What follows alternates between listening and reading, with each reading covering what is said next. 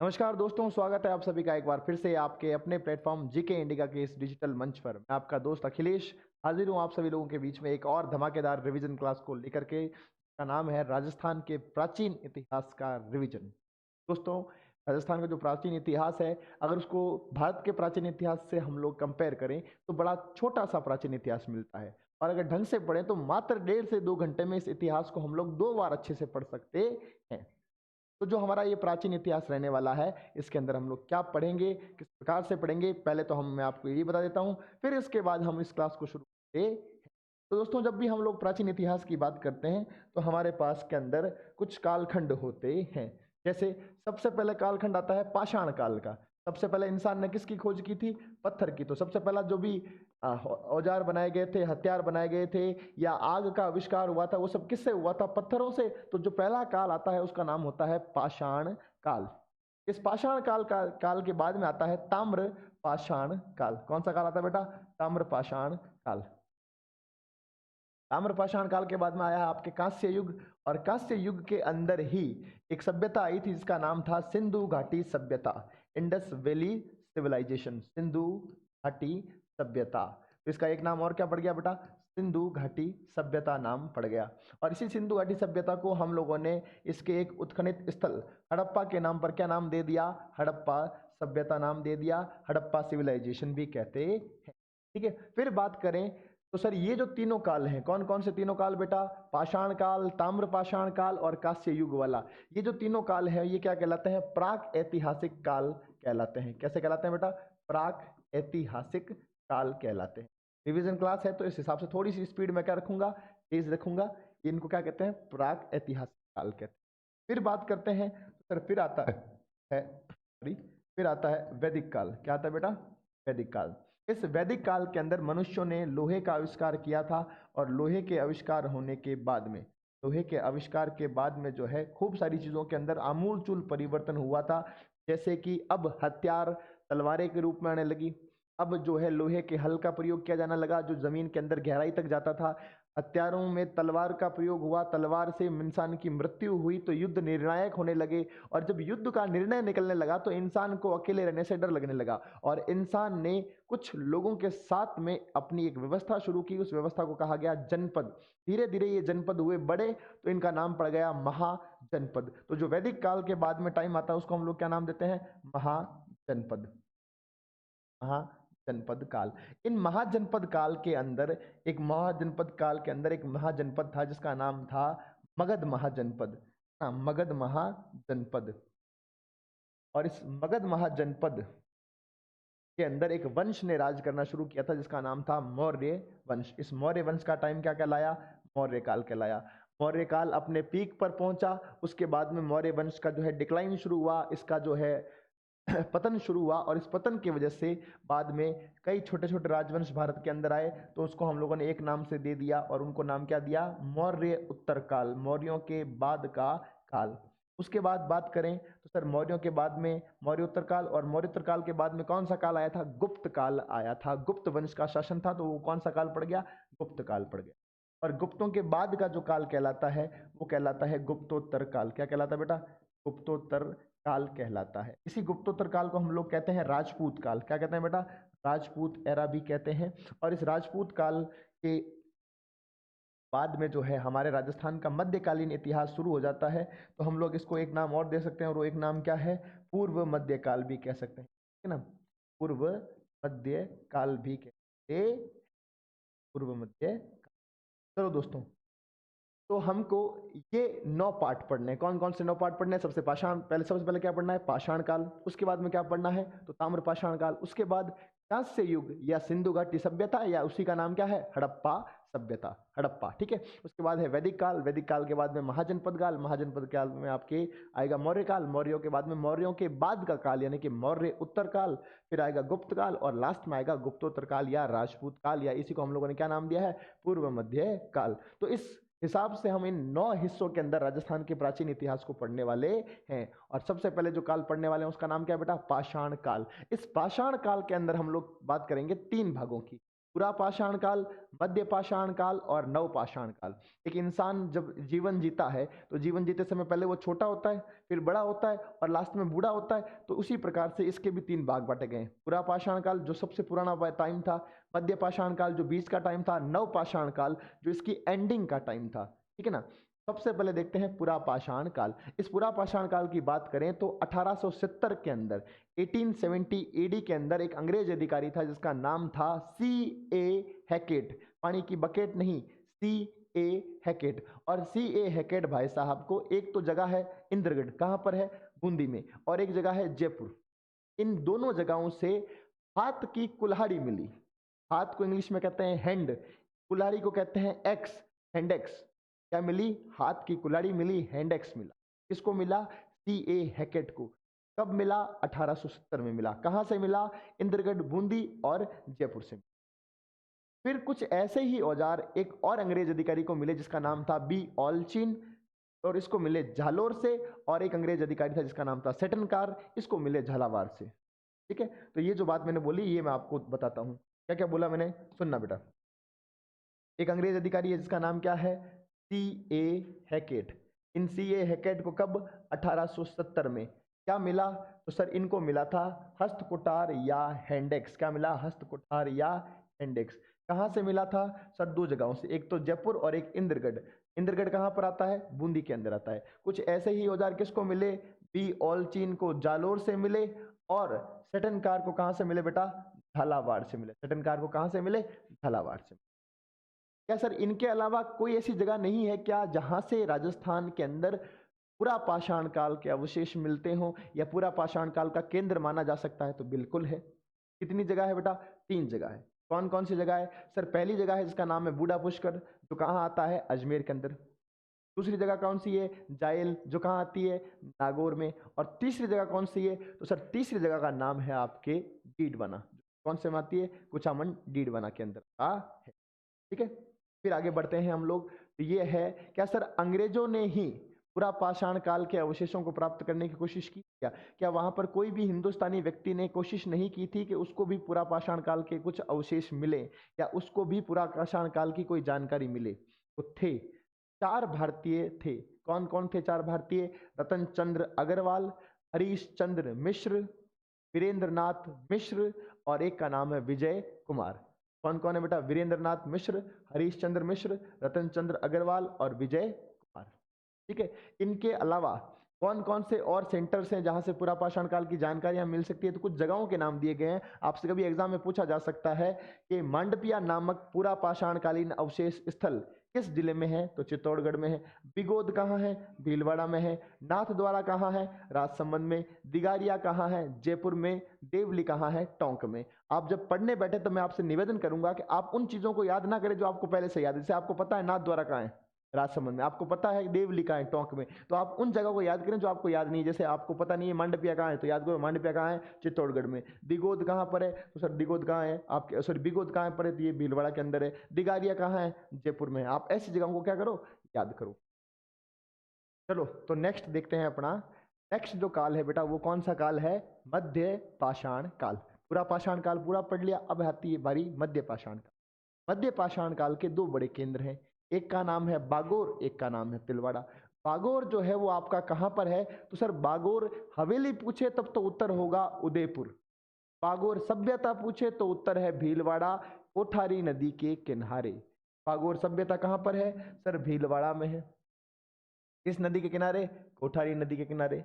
इसका उत्खनन किसने किया, वी एन मिश्र यानी कि वीरेंद्र नाथ मिश्र ने। जिस जगह का उत्खनन किया गया है उस जगह का नाम क्या है, महासतियां। जैसे मान लीजिए ये आपका है भीलवाड़ा, इस भीलवाड़ा में ये कोई एक जगह है जिसका नाम है बागोर, और बागोर में ये एक जगह है जिसका नाम क्या है बेटा, महासतियां है।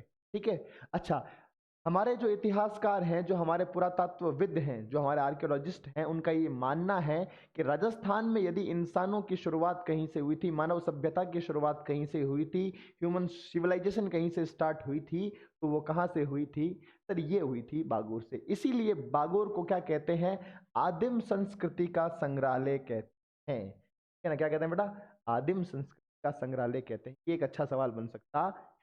ठीक है। अब यहाँ से क्या क्या साक्ष्य मिलते हैं, तो 2-4 साक्ष्य याद रखने, जिसमें एक इंपॉर्टेंट साक्ष्य क्या है, तांबे की छेद वाली।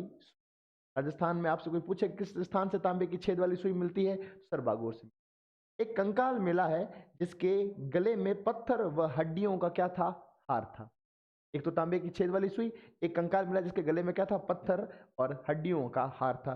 प्लस यहाँ से मिले हैं लघु पाषाण उपकरण। अब चूंकि हम लोग पाषाण काल पढ़ रहे हैं, स्टोन एज पढ़ रहे हैं, तो यहाँ से जो भी उपकरण मिलेंगे वो किसके मिलेंगे, पाषाण के, यानी कि पत्थरों के उपकरण मिलेंगे।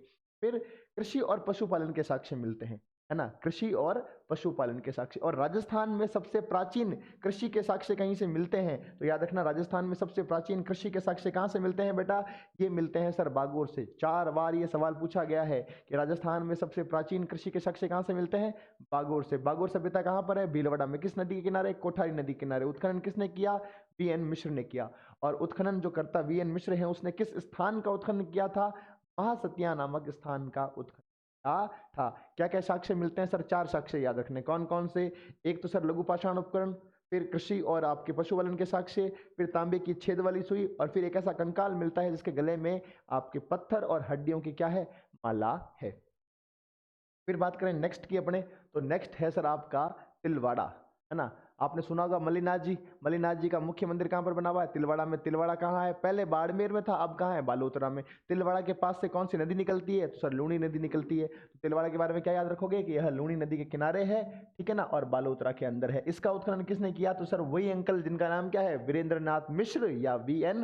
मिश्र। साक्ष्य क्या क्या मिलते हैं, तो सर एक तो मिलता है लघु पाषाण उपकरण और एक मिलता है पशुपालन। याद रखना बागोर से कृषि और पशुपालन दोनों के साक्ष्य हैं, लेकिन तिलवाड़ा से केवल और केवल पशुपालन के साक्ष्य मिलते हैं, कृषि के साक्ष्य नहीं मिलते हैं, ठीक है। और एक यहां से मिलता है अग्निकुंड। ये इंपॉर्टेंट याद रखना भाई, पूछा गया है कि मध्य पाषाण काल के दौरान किस एक स्थान से अग्निकुंड के साक्ष्य प्राप्त हुए हैं, तो उस स्थान का नाम क्या है आपके, सर उस स्थान का नाम है तिलवाड़ा, ठीक है। अब आगे चलते हैं, नेक्स्ट देखो क्या है आपका। अच्छा, मध्य पाषाण काल के कुछ अन्य सेंटर, 2 सेंटर तो हमने पढ़े, एक का नाम है बागोर, एक का नाम है तिलवाड़ा। कुछ अन्य सेंटर जैसे हरसोरा कहाँ है, अलवर में। समादा कहाँ है, अलवर में। सोहनपुरा कहाँ है, सीकर में है। दर्रा कहाँ है, कोटा के अंदर। बैराठ कहाँ पर है, तो बैराठ कोटपुतली और बैराठ बहरोड के अंदर आता है। ये नाम है, आपको याद रखने हैं, ठीक है।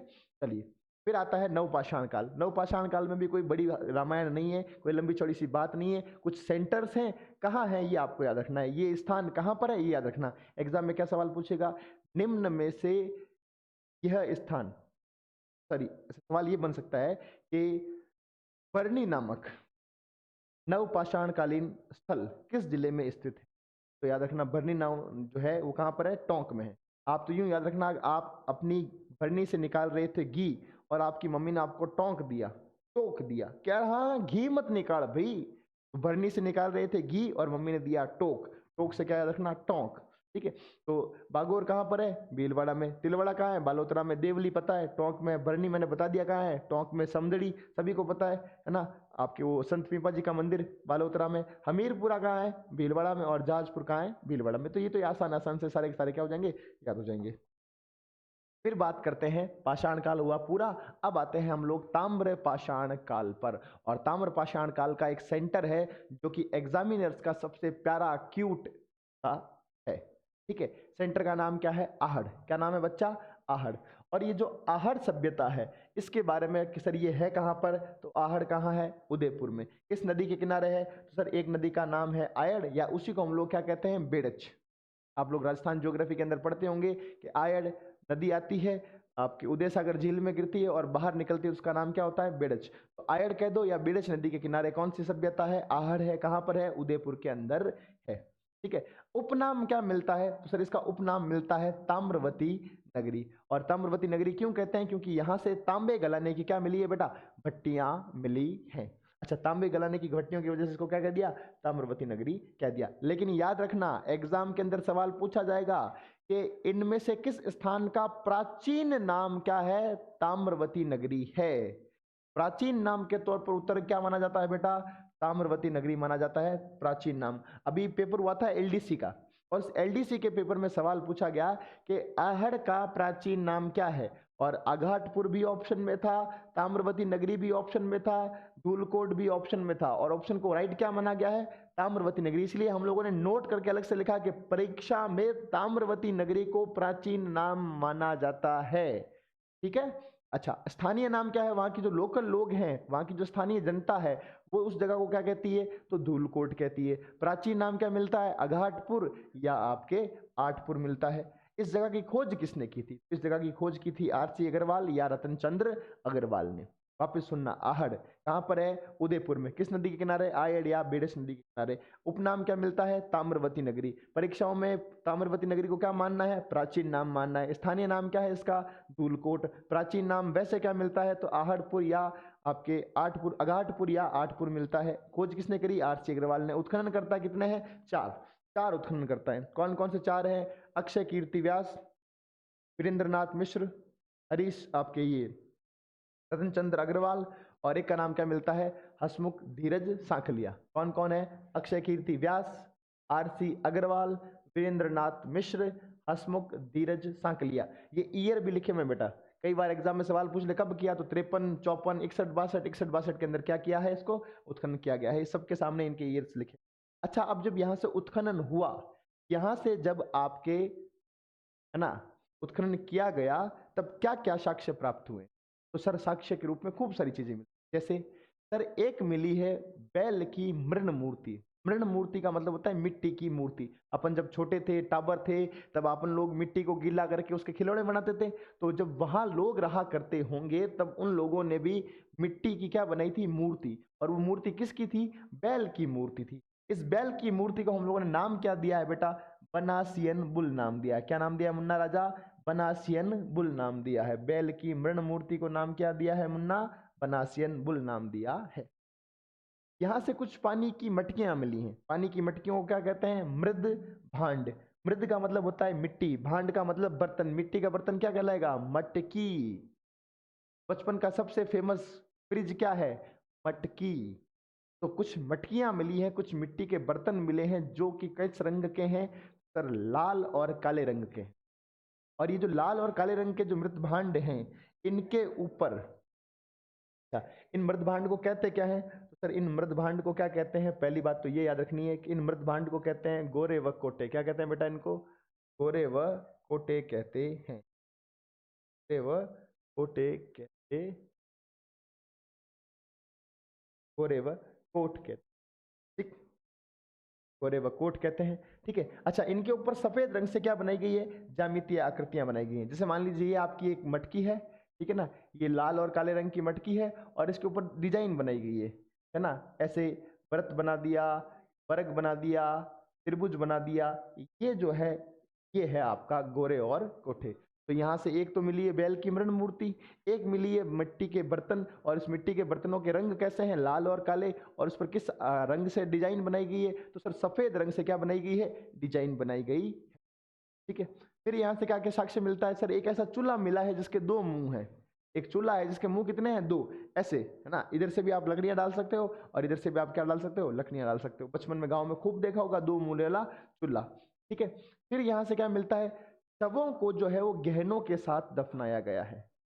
जो डेड बॉडीज थी, उनको किसके साथ में दफनाया गया? गहनों के साथ में। क्यों सर? क्योंकि उनका मानना था कि जब कभी भी वापस पैदा होंगे, तब उनके साथ में क्या होगा? गहना। उनके हाथ में अंगूठी होगी, उनके गले में सोने की चेन होगी। वापस पैदा होंगे, इसका मतलब ये लोग किस में विश्वास करते हैं? पुनर्जन्म में विश्वास करते हैं। तो शवों को गहनों के साथ दफनाया गया, इसका मतलब अवधारणा कौन सी है? पुनर्जन्म की अवधारणा लगती है। ठीक है ना, याद रखना। यहां से कुछ सिक्के प्राप्त हुए हैं जिन पर कि अपोलो का चित्र बना हुआ है। किसका चित्र बना हुआ है बेटा? अपोलो का चित्र। सर ये भी अपोलो कौन है? तो अपोलो है सूर्य देवता। कौन से देवता है बेटा? सूर्य देवता। कहाँ के सूर्य देवता है सर अपोलो? तो जो अपोलो है वो कहाँ के सूर्य देवता है? यूनान के।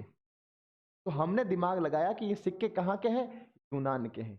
तो सीधी सी बात है, महाराणा प्रताप की फोटो वाला कोई सिक्का मिलता है, तो ऑब्वियस सी बात है वो सिक्का कहाँ का हो सकता है? सर मेवाड़ का। अब अपोलो कहाँ के देवता है? यूनान के। तो सिक्का कहाँ का हो सकता है? यूनान का। ठीक है। फिर बिना हत्थे का क्या मिला है? जल पात्र। एक ऐसा लोटा मिला है, एक ऐसा पानी का पात्र मिला है जिसके पीछे हत्ता नहीं है। आप लोगों ने बचपन में देखा होगा, आप पानी पीने का जो लोटा होता है आपके, वो दो प्रकार के होते थे। एक तो लोटा जिसको आप डायरेक्ट पकड़ते, मटकी में डालते और पानी पीते, और एक लोटा होता था जिसके पीछे इतनी लंबी सी हुई छड़ी होती थी, उसको आपने पकड़ा, उठाया और डाला, उठाया और, तो वो है उस लंबे वाले का तो है हत्ता, और बिना हत्ते वाला, बिना हत्ते वाला जो जल पात्र है वो हमारे पास नहीं था। वो कहाँ था? ईरान में था। कहाँ था? ईरान। इसका मतलब हमारी सभ्यता का संबंध किससे है? ईरान से है। हमारा संबंध यूनान से है, हमारा संबंध ईरान से है। तो यूनान और ईरान से हमारा संबंध क्यों है सर? क्योंकि या तो हम लोग ईरान गए होंगे, यूनान गए होंगे, या यूनान और ईरान से कोई हमारे पास आया होगा। अब हम आएंगे और जाएंगे क्यों? घूमने के लिए? सर घूमने भी जा सकते हैं, पर शायद व्यापार के लिए गए होंगे। तो ये जो पांचवा पॉइंट है और जो छठा पॉइंट है, इसके आधार पर हम लोग मान सकते हैं कि आहड़ जो है वो किसका केंद्र है? व्यापार और वाणिज्य का केंद्र है। ट्रेड और कॉमर्स का एक सेंटर था। कौन बेटा? आहड़। ठीक है। और क्या क्या मिला है सर? तो एक मिला है सिलबट्टा। सिलबट्टा समझते होंगे, जिसके ऊपर आप मिर्ची वगैरह कुछ पीसते हो, चटनी पीसते हो, है ना, पत्थर का जो होता है ना, जिसको हम लोग क्या कहते हैं? सिलबट्टा कहते हैं। गेहूं मिले हैं, चावल मिले हैं, जवार, इन सब के क्या मिले हैं? साक्ष्य। गेहूं, चावल, जवार, इन सब के साक्ष्य मिले हैं। इसका मतलब आहड़ के लोग गेहूं, चावल और जवार के बारे में जानकारियां रखते हैं। रंगाई और छपाई के अंदर जो उद्योग होते थे, उनके अंदर ठप्पे प्रयोग में लिए जाते हैं, है ना। आप लोगों ने कभी देखा हो तो जो कपड़े छापते हैं, कपड़ों के ऊपर जो डिजाइन बनाते हैं, वो क्या करते हैं? कई बार उस जो डिजाइन बनानी होती है, उस डिजाइन को लकड़ी के ऊपर बनाते हैं, फिर उसको काट करके बढ़िया सी डिजाइन बना लेते हैं, फिर उसको रंग में डुबोते हैं, और रंग में डुबोकर उसके ऊपर निशान छाप, उसको क्या कहते हैं? ठप्पे। उसको क्या कहते हैं बेटा?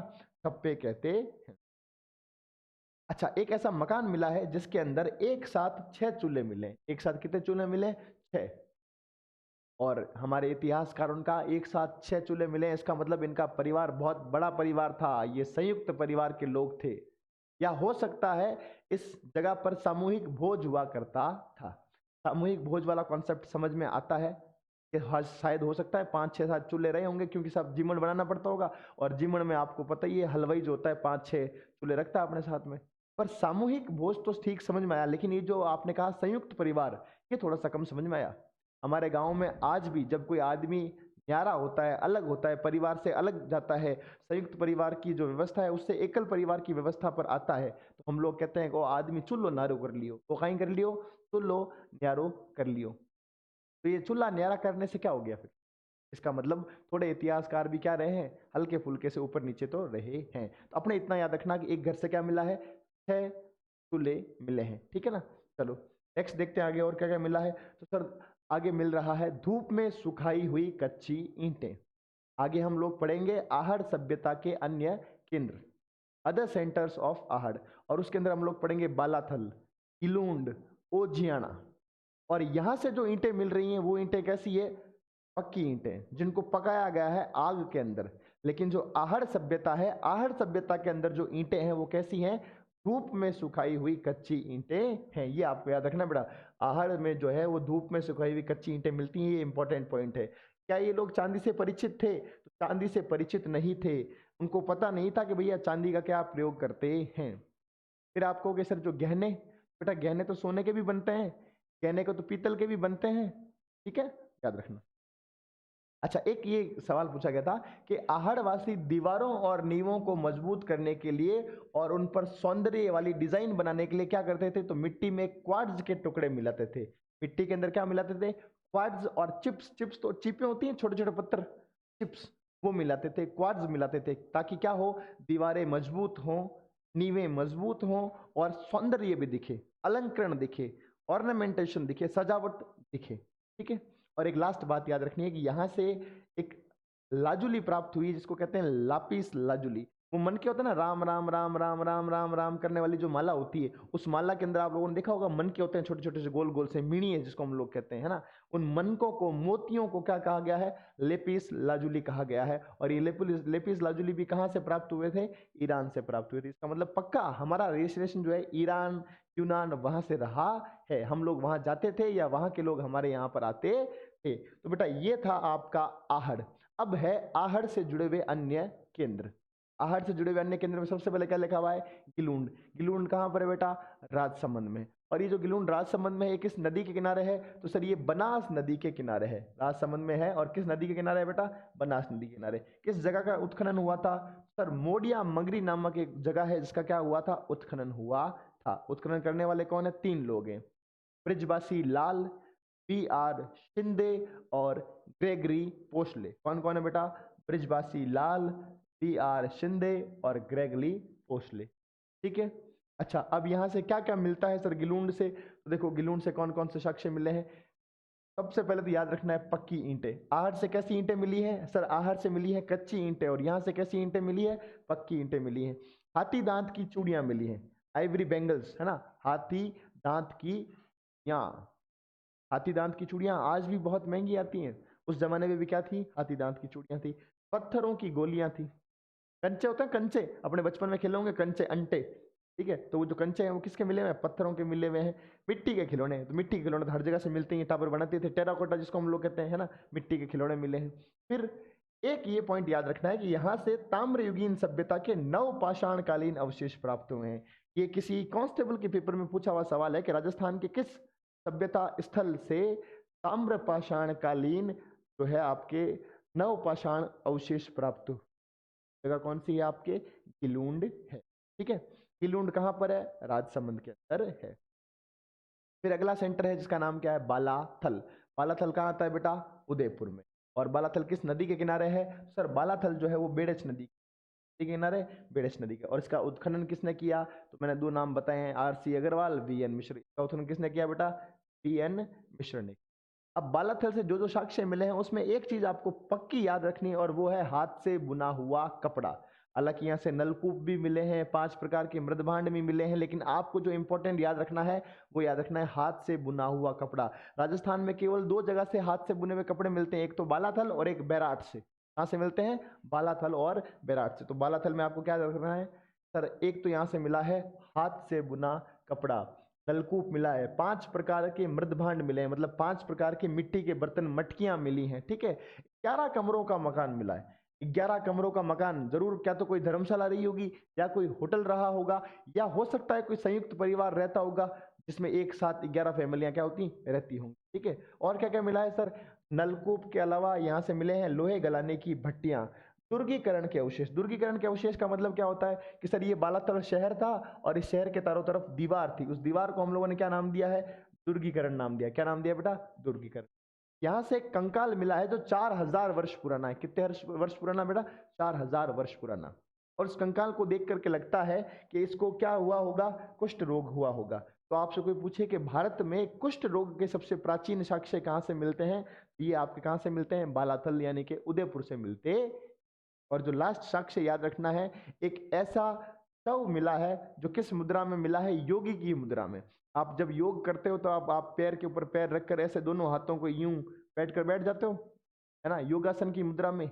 और ऐसी मुद्राएं समाधान में केवल तब मिल सकती हैं जब उस व्यक्ति ने क्या ली होगी? समाधि ली होगी। तो जरूर यहाँ से जो है समाधि के साक्ष्य भी प्राप्त हुए इस मुद्रा के तहत। ठीक है, तो ये है आपके बालाथल। गिलुंड हो गया, बालाथल हो गया। अच्छा, बालाथल के बारे में एक बात याद रखनी है कि बालाथल से जैसे मृदभांड मिले हैं, जैसे तांबे के औजार मिले हैं, जैसे जो मकान बनाने का इनका तरीका रहा है, भवन निर्माण के जो तरीके हैं, इन तरीकों को देखकर लगता है कि ये बालाथल जो है ये विकसित हड़प्पा काल का भी है। कौन से काल का है? विकसित हड़प्पा काल का। बालाथल अभी किस में आ रहा है सर? बालाथल अभी तो आ रहा है ताम्रपाषाणकालीन सभ्यता के तहत। और ताम्रपाषाणकालीन सभ्यता के बाद में क्या आएगी? सिंधु घाटी सभ्यता। और सिंधु घाटी सभ्यता का क्षेत्र कौन सा है? हड़प्पा। तो यहां से जो साक्ष्य मिलते हैं वो इसको किसके बराबर बताते हैं? हड़प्पा के बराबर भी बताते। फिर बात करते हैं दूसरी एक जगह की जिसका नाम है ओजियाना। और ओजियाना कहाँ आता है बेटा? भीलवाड़ा में आता है। इसका उत्खनन किसने किया था? 2 लोग, PR Meena, Alok Tripathi. RAS pre 2025, 2 फरवरी 2025 को पेपर हुआ और उसमें यह सवाल था कि ओजियाना नामक स्थान के उत्खनन करता है A Alok Tripathi, B PR Meena, C Ratan Chandra Agarwal, D PN मिश्र। फिर ऑप्शंस में नाम देखना, 1 और 2 दोनों, B और C दोनों, ऐसे इनके ऑप्शंस थे। याद रखना नाम क्या थे बेटा? BR मीणा और आलोक त्रिपाठी। क्या क्या साक्ष्य मिलते हैं? सर एक साक्ष्य मिलता है गाय और बैल की मृण मूर्तियां, गाय और बैल की छोटी छोटी मूर्तियां मिलती है, जिसको हमने क्या नाम दिया है? मृण मूर्तियां नाम दिया है। ठीक है। अच्छा, एक जगह है और जिसका नाम क्या है? भगवानपुरा। और भगवानपुरा कहाँ की है? भीलवाड़ा की है। ये भी क्या है सर? ये भी आहड़ सभ्यता का अन्य केंद्र है। तो ये हम लोगों ने पढ़ी है ताम्र पाषाण कालीन सभ्यता, जिसका मुख्य केंद्र तो है आहड़, और आहड़ के अलावा कुछ अन्य केंद्र कौन कौन से हैं सर? गिलूंड है, बालाथल है, ओजियाना है। गिलूंड, बालाथल और ओजियाना जो है इसके वो अन्य केंद्र हैं। अब आगे चलते हैं हम लोग, और अब हम लोग पढ़ेंगे कांस्य युग, जिसको हम लोगों ने नाम दिया है सिंधु घाटी सभ्यता, या जिसका एक नाम और हम लोग क्या कह सकते हैं? हड़प्पा सभ्यता। इस कांस्य युग के अंदर सिंधु घाटी नदी के, सिंधु नदी के किनारे, सिंधु नदी का जो घाटी क्षेत्र है, ठीक है ना, जिसको आप लोग तराई या भाबर या कहते हैं, ठीक है ना, उस वाले क्षेत्र के आसपास खूब सारे से लोगों के रहने के अवशेष मिले हैं। तो हम लोगों ने इसका नाम क्या रख दिया? सिंधु घाटी सभ्यता। और उस सिंधु घाटी सभ्यता का जो राजस्थान में स्थल है, जहां से राजस्थान से साक्ष्य प्राप्त होते हैं, उस जगह का नाम क्या है? कालीबंगा। क्या नाम है बेटा? कालीबंगा। और सबसे पहला सवाल ही ये पूछा जाएगा, कालीबंगा का शाब्दिक अर्थ क्या होता है? काले रंग की चूड़ियां, काले रंग, है ना, गोरी है कलैया, पहना दे मुझे हरी हरी चूड़ियां। हरी हरी नहीं चूड़ियां, कैसी चूड़ियां हैं? काले रंग की चूड़ियां हैं। बंगा है ना, जितो मर्जी तो बंगा चला ली, मित्रा दा नाम चलता। हीरो हीरोइन से कहता है कि जहां से मर्जी हो वहां से चूड़ियां पहन लेना, बंगा मतलब चूड़ियां, मित्र दा नाम चलता, है ना, बदमाशी नहीं करता कोई अपने आगे। तो याद रखना भैया, काली बंगा जो है इसका शाब्दिक अर्थ क्या होता है? काले रंग की चूड़ियां। ठीक है। अब ये आपसे पूछे कि काली बंगा है कहां पर, तो सर हनुमानगढ़ में है। किस नदी के किनारे है? गग्गर नदी के किनारे है। हनुमानगढ़ जिले में गग्गर नदी के किनारे तो है, लेकिन हनुमानगढ़ जिला मुख्यालय से किस दिशा में है? तो हनुमानगढ़ जिला मुख्यालय से दक्षिण पश्चिम की दिशा में। किस दिशा में मुन्ना राजा? दक्षिण पश्चिम की। देखो जरा, हनुमानगढ़ जिला मुख्यालय के दक्षिण पश्चिम में गग्गर नदी के किनारे है। इस स्थान को सर्वप्रथम प्रकाश में कौन लेकर आए थे? सबसे पहले कालीबंगा में कुछ मिलेगा ऐसी घोषणा या ऐसा जो संदेह हुआ था, वो किसको हुआ था? तो सर ये हुआ था एलपी टेसीटोरी को। ठीक है। फिर उनके कहने के बाद में 1952 में अमलानंद घोष ने यहाँ क्या की थी? खोज की थी। खोजकर्ता कौन माने जाते हैं? अमलानंद घोष माने। उत्खनन किसने किया? दो लोगों ने। एक का नाम है बीबी लाल और बी के थापर। बीबी लाल का पूरा नाम है ब्रिज बासी लाल, और बी के थापर का पूरा नाम है बाल कृष्ण थापर। ठीक है, बीबी लाल के थापर। अब एक इतिहासकार हैं जिनका नाम है दशरथ शर्मा, और दशरथ शर्मा कहते हैं कि जो आपका कालीबंगा है, ये कालीबंगा सिंधु घाटी सभ्यता की तीसरी राजधानी, हड़प्पा सभ्यता की तीसरी राजधानी। हमने कहा पहली कौन सी है? तो उसने कहा हड़प्पा। दूसरी कौन सी है? तो उसने कहा मोहनजोदड़ो। तीसरी कौन सी है? सर तीसरी राजधानी का नाम क्या है? कालीबंगा। तो आपसे कोई पूछे कि किस इतिहासकार ने सिंधु घाटी सभ्यता की तीसरी राजधानी कालीबंगा को बताया है, तो इतिहासकार का नाम याद रखना क्या है बेटा?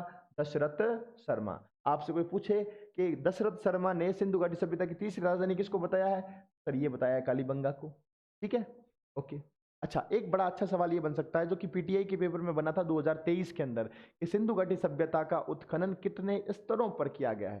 ठीक है ना, how many layers are executed in this area? तो 5 स्तरों पर जो है वो सिंधु घाटी सभ्यता का क्या हुआ है बेटा? उत्खनन हुआ। कितने स्तरों पर? 5 स्तरों पर। ठीक है, याद रखना, सिंधु घाटी सभ्यता का उत्खनन क्या है? 5 स्तरों पर हुआ। किसने किया ये उत्खनन? तो ये किया भारतीय पुरातत्व सर्वेक्षण संस्थान, नई दिल्ली। ठीक है, सिंधु घाटी सभ्यता हनुमानगढ़ में है, गग्गर नदी के किनारे है। खोज अमलानंद घोष ने की थी, बीबी लाल और बी के थापर ने इसका क्या किया था? उत्खनन किया था। कितने स्तरों पर उत्खनन हुआ? 5 स्तरों पर इसका क्या हुआ बेटा? उत्खनन हुआ है। अब जब उत्खनन हुआ है तो थोड़ी सी उसके बारे में जानकारी प्राप्त। ये जो कालीबंगा है इसका उत्खनन 2 भागों में हुआ। एक तो कहते हैं प्राक हड़प्पा, यानी कि हड़प्पा के विकास से पहले वाला, और एक है हड़प्पा कालीन या विकसित हड़प्पा का। ठीक है ना, प्राक हड़प्पा और एक विकसित। आप होते हैं ना, आप भी तो 2 प्रकार के होते हैं। एक आप अब हैं बिना सरकारी नौकरी के, और एक आप बाद में होंगे सरकारी नौकरी वाले। तो आप अपने आप को विकसित कब मानते हैं? जब आपकी सरकारी नौकरी लग जाती है तब। ठीक है, और आप अपने आप को अकेला कब मानते हैं? जब आपकी नौकरी नहीं होती है। तो वही कालीबंगा के दो भाग हैं, एक तो प्राक हड़प्पा और एक विकसित हड़प्पा। अब ये जो प्राक हड़प्पा है, यहाँ का जो उत्खनन हुआ है वो पहले और दूसरे स्तर पर हुआ है। यहाँ का उत्खनन कौन से स्तर पर हुआ बेटा? पहले और दूसरे स्तर पर हुआ। उसके बाद ये जो है इसके दक्षिण पूर्वी भाग में, इसके दक्षिण पूर्वी भाग में क्या मिलते हैं बेटा? जुते हुए खेत के साक्ष्य मिलते हैं। जुते हुए खेत, इसका मतलब ये लोग खेती करना जानते थे, इसका मतलब ये लोग कृषि से क्या थे? परिचित थे। अच्छा, खेत जुता हुआ है, इसका मतलब इन लोगों ने किसका प्रयोग किया होगा? हल का। तो जो हल मिला है या जो हल के साक्ष्य मिलते हैं वो कौन से हल के साक्ष्य मिलते हैं? लकड़ी के हल के। हल के मिलते हैं बेटा? लकड़ी के हल के। अभी थोड़ी देर पहले जब हम लोगों ने इस वीडियो को शुरू किया था तब हम लोगों ने क्या पढ़ा था कि सर वैदिक काल में लोहे का प्रयोग आविष्कार हुआ था और लोहे के आविष्कार से हल जो है वो लोहे का बना। अच्छा, वैदिक काल आएगा कब? सर वैदिक काल आएगा सिंधु घाटी सभ्यता के बाद में। इसका मतलब सिंधु घाटी सभ्यता के अंदर जो हल है वो किसका रहा होगा? लकड़ी का हल रहा होगा। खेत जुता हुआ, इसका मतलब फसल रही थी, बिल्कुल रही थी। और ये लोग कहते हैं कि साहब एक नहीं, एक साथ दो फसल थी। एक नहीं थी, एक साथ कितनी फसलें थी? दो। कौन कौन सी दो फसलें हैं? तो सर एक साथ जो दो फसलें हैं उनका नाम क्या है? गेहूं और जौ। गेहूं और जौ। फिर देखो, ये तो था प्राक हड़प्पा। सवाल पूछा जा सकता है कि प्राक हड़प्पा से क्या जुते हुए खेत के साक्ष्य मिलते हैं? बिल्कुल मिलते हैं। और ये सवाल तो पूछा हुआ है कि प्राक हड़प्पा की किस दिशा से जुते हुए खेत के साक्ष्य मिलते हैं। याद रखना कि प्राक हड़प्पा की दक्षिण पूर्वी दिशा, कौन सी दिशा बेटा? ये शायद मैं आपको बताया नहीं होगा पर याद रखा। देखो, इसके दक्षिण पूर्वी भाग से, कौन से भाग से बेटा? दक्षिण पूर्वी भाग से जुते हुए खेत के साक्ष्य मिलते हैं और लकड़ी का हल था और एक साथ दो फसलें। ठीक है। उसके बाद देखो, हड़प्पा कालीन या विकसित हड़प्पा। ये जो हड़प्पा कालीन या जो विकसित हड़प्पा है, इसका जो उत्खनन हुआ है, इसका उत्खनन हुआ है तीसरे, चौथे और पांचवें स्तर पर। प्राक हड़प्पा का कब हुआ? पहले और दूसरे स्तर पर। इसका कब हुआ? तीसरे, चौथे और पांचवें। अब यहां से जो नगर मिला है, इस हड़प्पा कालीन से या जो विकसित हड़प्पा से जो नगर मिलता है, इसके दो भाग हैं। एक का नाम है पश्चिमी भाग और एक का नाम है पूर्वी भाग। जो पश्चिमी भाग है वो अपेक्षाकृत ऊंचा भाग है और ऐसा हम लोगों ने मानना है कि इस भाग को क्या नाम दिया गया होगा? दुर्ग भाग। क्या नाम दिया गया होगा इसको बेटा? दुर्ग भाग। दुर्ग भाग क्यों? क्योंकि इसके अंदर उच्च प्रशासनिक वर्ग के लोग रहते थे। कैसे लोग रहते थे? उच्च प्रशासनिक वर्ग के, मतलब राजा रहता था, पुरोहित रहता था, प्रधानमंत्री, मंत्री और जो भी अन्य अधिकारी हुआ करते थे वो कहाँ रहते थे? दुर्ग भाग में रहते थे। इसीलिए दुर्ग भाग क्या था? ऊंचा था, जो कि इसका पश्चिमी भाग था। और जो इसका पूर्वी भाग है, उस पूर्वी भाग को हम लोगों ने नाम दिया है नगर भाग। उस नगर भाग में आम सामान्य नागरिक रहते थे, आम जनता रहती थी। कौन सा भाग हो गया ये? पूर्वी भाग, नगर भाग, जिसमें कौन रहते थे? सामान्य जनता रहती थी, सामान्य लोग रहते थे। अब इस हड़प्पा का के अंदर जो कालीबंगा है, उस कालीबंगा का जब उत्खनन किया गया तो यहां से कौन कौन से साक्ष्य मिलते हैं जरा ये देख लेते हैं। ठीक है। पहली बात तो इसने यही लिखी है कि सर जो आपका पूर्वी भाग है और जो पश्चिमी भाग है, इन दोनों भाग के चारों तरफ क्या था बेटा? परकोटा था। ठीक है। इन दोनों भाग के, जैसे ये आपने देखा ना यहाँ पर कि सर एक तो भाग मिला है, कौन सा भाग? पश्चिमी भाग। और एक भाग मिलता है पूर्वी भाग। ऊंचा भाग कौन सा है? पश्चिमी भाग। और पूर्वी भाग थोड़ा सा क्या है? नीचे। अब इन दोनों भागों के चारों तरफ ऐसे दीवारें थी, है ना? इन दोनों भागों के चारों तरफ ऐसे क्या थी? दीवार थी। जैसे आप कभी जयपुर गए होंगे और आप लोगों ने जयपुर देखा होगा तो आप लोगों ने जो वो वाला जयपुर देखा हो जहाँ पर चौड़ा रास्ता आता है, तो उसके चारों तरफ क्या है? दीवारें हैं। आप कभी जोधपुर गए होंगे और आपने जोधपुर को घूमकर देखा होगा, आपने वो वाला जोधपुर देखा होगा जहाँ पर घंटाघर है, जहाँ पर जो पुराना मार्केट है, उसके भी चारों तरफ क्या है? दीवारें। वो चारों तरफ जो दीवारें हैं उनको क्या कहते हैं? परकोटा कहते हैं। ठीक है ना? फोर्टिफाइड एरिया है, रेमफाइड एरिया है ना। चलो, अब साक्ष्य में देखो तो इन लोगों ने पहला साक्ष्य ये कहा है कि साहब कालीबंगा गरीब बस्ती थी। हमने कहा गरीब कैसे रहे? उन्होंने कहा साहब इनके यहाँ पर जो ईंटें हैं वो कैसी ईंटें हैं? कच्ची ईंटें हैं। कच्ची ईंटें, इसका मतलब इनके पास पैसे नहीं थे, इसलिए इन्होंने खुद ने ही ईंटें बनाई, खुद ने ही धूप में सुखाई और खुद ने ही काम चलाया। अच्छा, कच्ची ईंटें हैं इसलिए यहाँ से क्या है भैया? गरीब बस्ती है। ठीक है। लेकिन इन ईंटों पर डिजाइन दी गई है, ईंटों पर अलंकरण किया गया है, अलंकृत ईंटें बनाई गई हैं। तो ईंटें कैसी हैं? अलंकृत ईंटें हैं, डिजाइनदार ईंटें हैं। ठीक है। फिर जो कालीबंगा है वो किसके लिए फेमस रहा है? तो सर कालीबंगा फेमस रहा है अपने नगर नियोजन के लिए, टाउन प्लानिंग के लिए। नगर नियोजन का मतलब क्या है कि नगर को इस प्रकार बसाया गया कि शहरों के अंदर नालियां थी, घरों के अंदर भी नालियां थी और शहरों के अंदर भी नालियां थी, और ये जो नालियां थी वो कैसी थी, ढकी हुई थी, इन पर कोई भी कचरा नहीं था, कहीं पर भी कोई भी गंदगी नहीं थी। इस शहर के अंदर जो रोडें थी वो रोडें एक दूसरे को समकोण प्रकार थी। जैसे मान लीजिए ये आपका शहर है, इस शहर के अंदर ये एक रोड है, ये एक रोड है, ये एक रोड है, ये भी एक रोड है, ये भी एक रोड है और ये भी एक रोड है, और इसके बीच में ये जो जगह है, इस जगह पर कौन रहते थे, इंसान रहते थे अपना घर बना करके। अच्छा, ये जो रोडें हैं ये एक दूसरे को कौन से कोण पर काट रही हैं, सर ये जो कोण बन रहा है ये कौन सा कोण है, समकोण है। ये कौन सा कोण है, 90 डिग्री का कोण है, राइट एंगल है या समकोण है। अच्छा, अब आप इस सिस्टम को अगर आप लोग ढंग से देखो तो ये जो सिस्टम है, आपने कभी चेस खेला हो तो आपको चेस का बोर्ड देखने को मिला होगा, और चेस का बोर्ड भी कैसा होता है बेटा, ऐसा का ऐसा होता है। इसलिए हम लोगों ने कहा है कि जो कालीबंगा है ये नगर नियोजन के लिए प्रसिद्ध है, जिसमें पानी के निकासी के लिए क्या बनी हुई थी, पक्की ईंटों से निर्मित नालियां थी, जो कि क्या थी बेटा, पूरी तरीके से ढकी हुई थी। मकान के अंदर जो नालियां थी वो कैसी थी, लकड़ी की नालियां थी। सड़कें एक दूसरे को किस पर काटती हैं, समकोण पर काटती हैं, और सड़कों का जो निर्माण है वो किस पर किया गया है, शतरंज प्रणाली या ग्रिड पैटर्न पर किया गया है। फिर यहां से एक मकान मिला, उस मकान के अंदर क्या मिलती हैं, दरारें, दरारें, दरारें और दरारें। हमने कहा यार ये दरारें कैसे ही, बताओ बेटा। तो कहा भूकंप आया था और भूकंप में मकान हिल गया, और मकान जब हिला तो उसके अंदर क्या आ गई, दरारें। तो भारत में सबसे पहले भूकंप के अगर साक्ष्य कहीं से मिलते हैं तो वो कहाँ से मिलते हैं, कालीबंगा से मिलते हैं। भूकंप के कारण मकान में क्या आई है, दरारें, और ये भारत में सर्वप्रथम भूकंप के क्या है बेटा, साक्ष्य है। फिर बात करते हैं, एक ऐसी खोपड़ी मिली है, एक ऐसा माथा मिला है, मस्तिष्क मिला है जिसके अंदर छेद है। तो हमने कहा चुलबुल पांडे तो वहां गए नहीं, अब जब चुलबुल पांडे वहां नहीं गए तो इस खोपड़ी पर छेद किसने, तो हमने दिमाग लगाया कि साहब इस खोपड़ी पर छेद इसलिए हुए हैं कि शायद किसी ने ऑपरेशन किया होगा। और आप लोग देखते हैं ऑपरेशन होता है तब चीराफाड़ होती है ना, चीर फाड़ में छेद हो ही जाता है।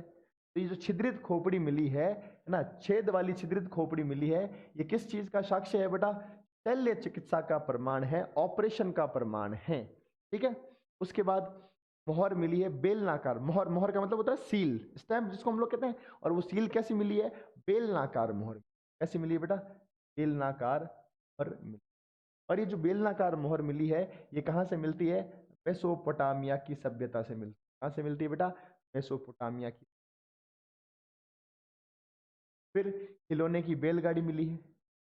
ये जो पॉइंट है 10वां, इसको इंपॉर्टेंट लगाना, क्योंकि ये सवाल पूछा हुआ है कि कालीबंगा के अंदर किस भाग से 7 अग्निकुंड मिले हैं। एक तो भाग था नगर भाग और एक भाग था दुर्ग भाग। तो याद रखना कालीबंगा के दुर्ग भाग से कितने अग्निकुंड मिले हैं, 7 अग्निकुंड मिले हैं। ये सवाल पूछा हुआ है, इसको इंपॉर्टेंट लगाकर इसको याद कर लेना।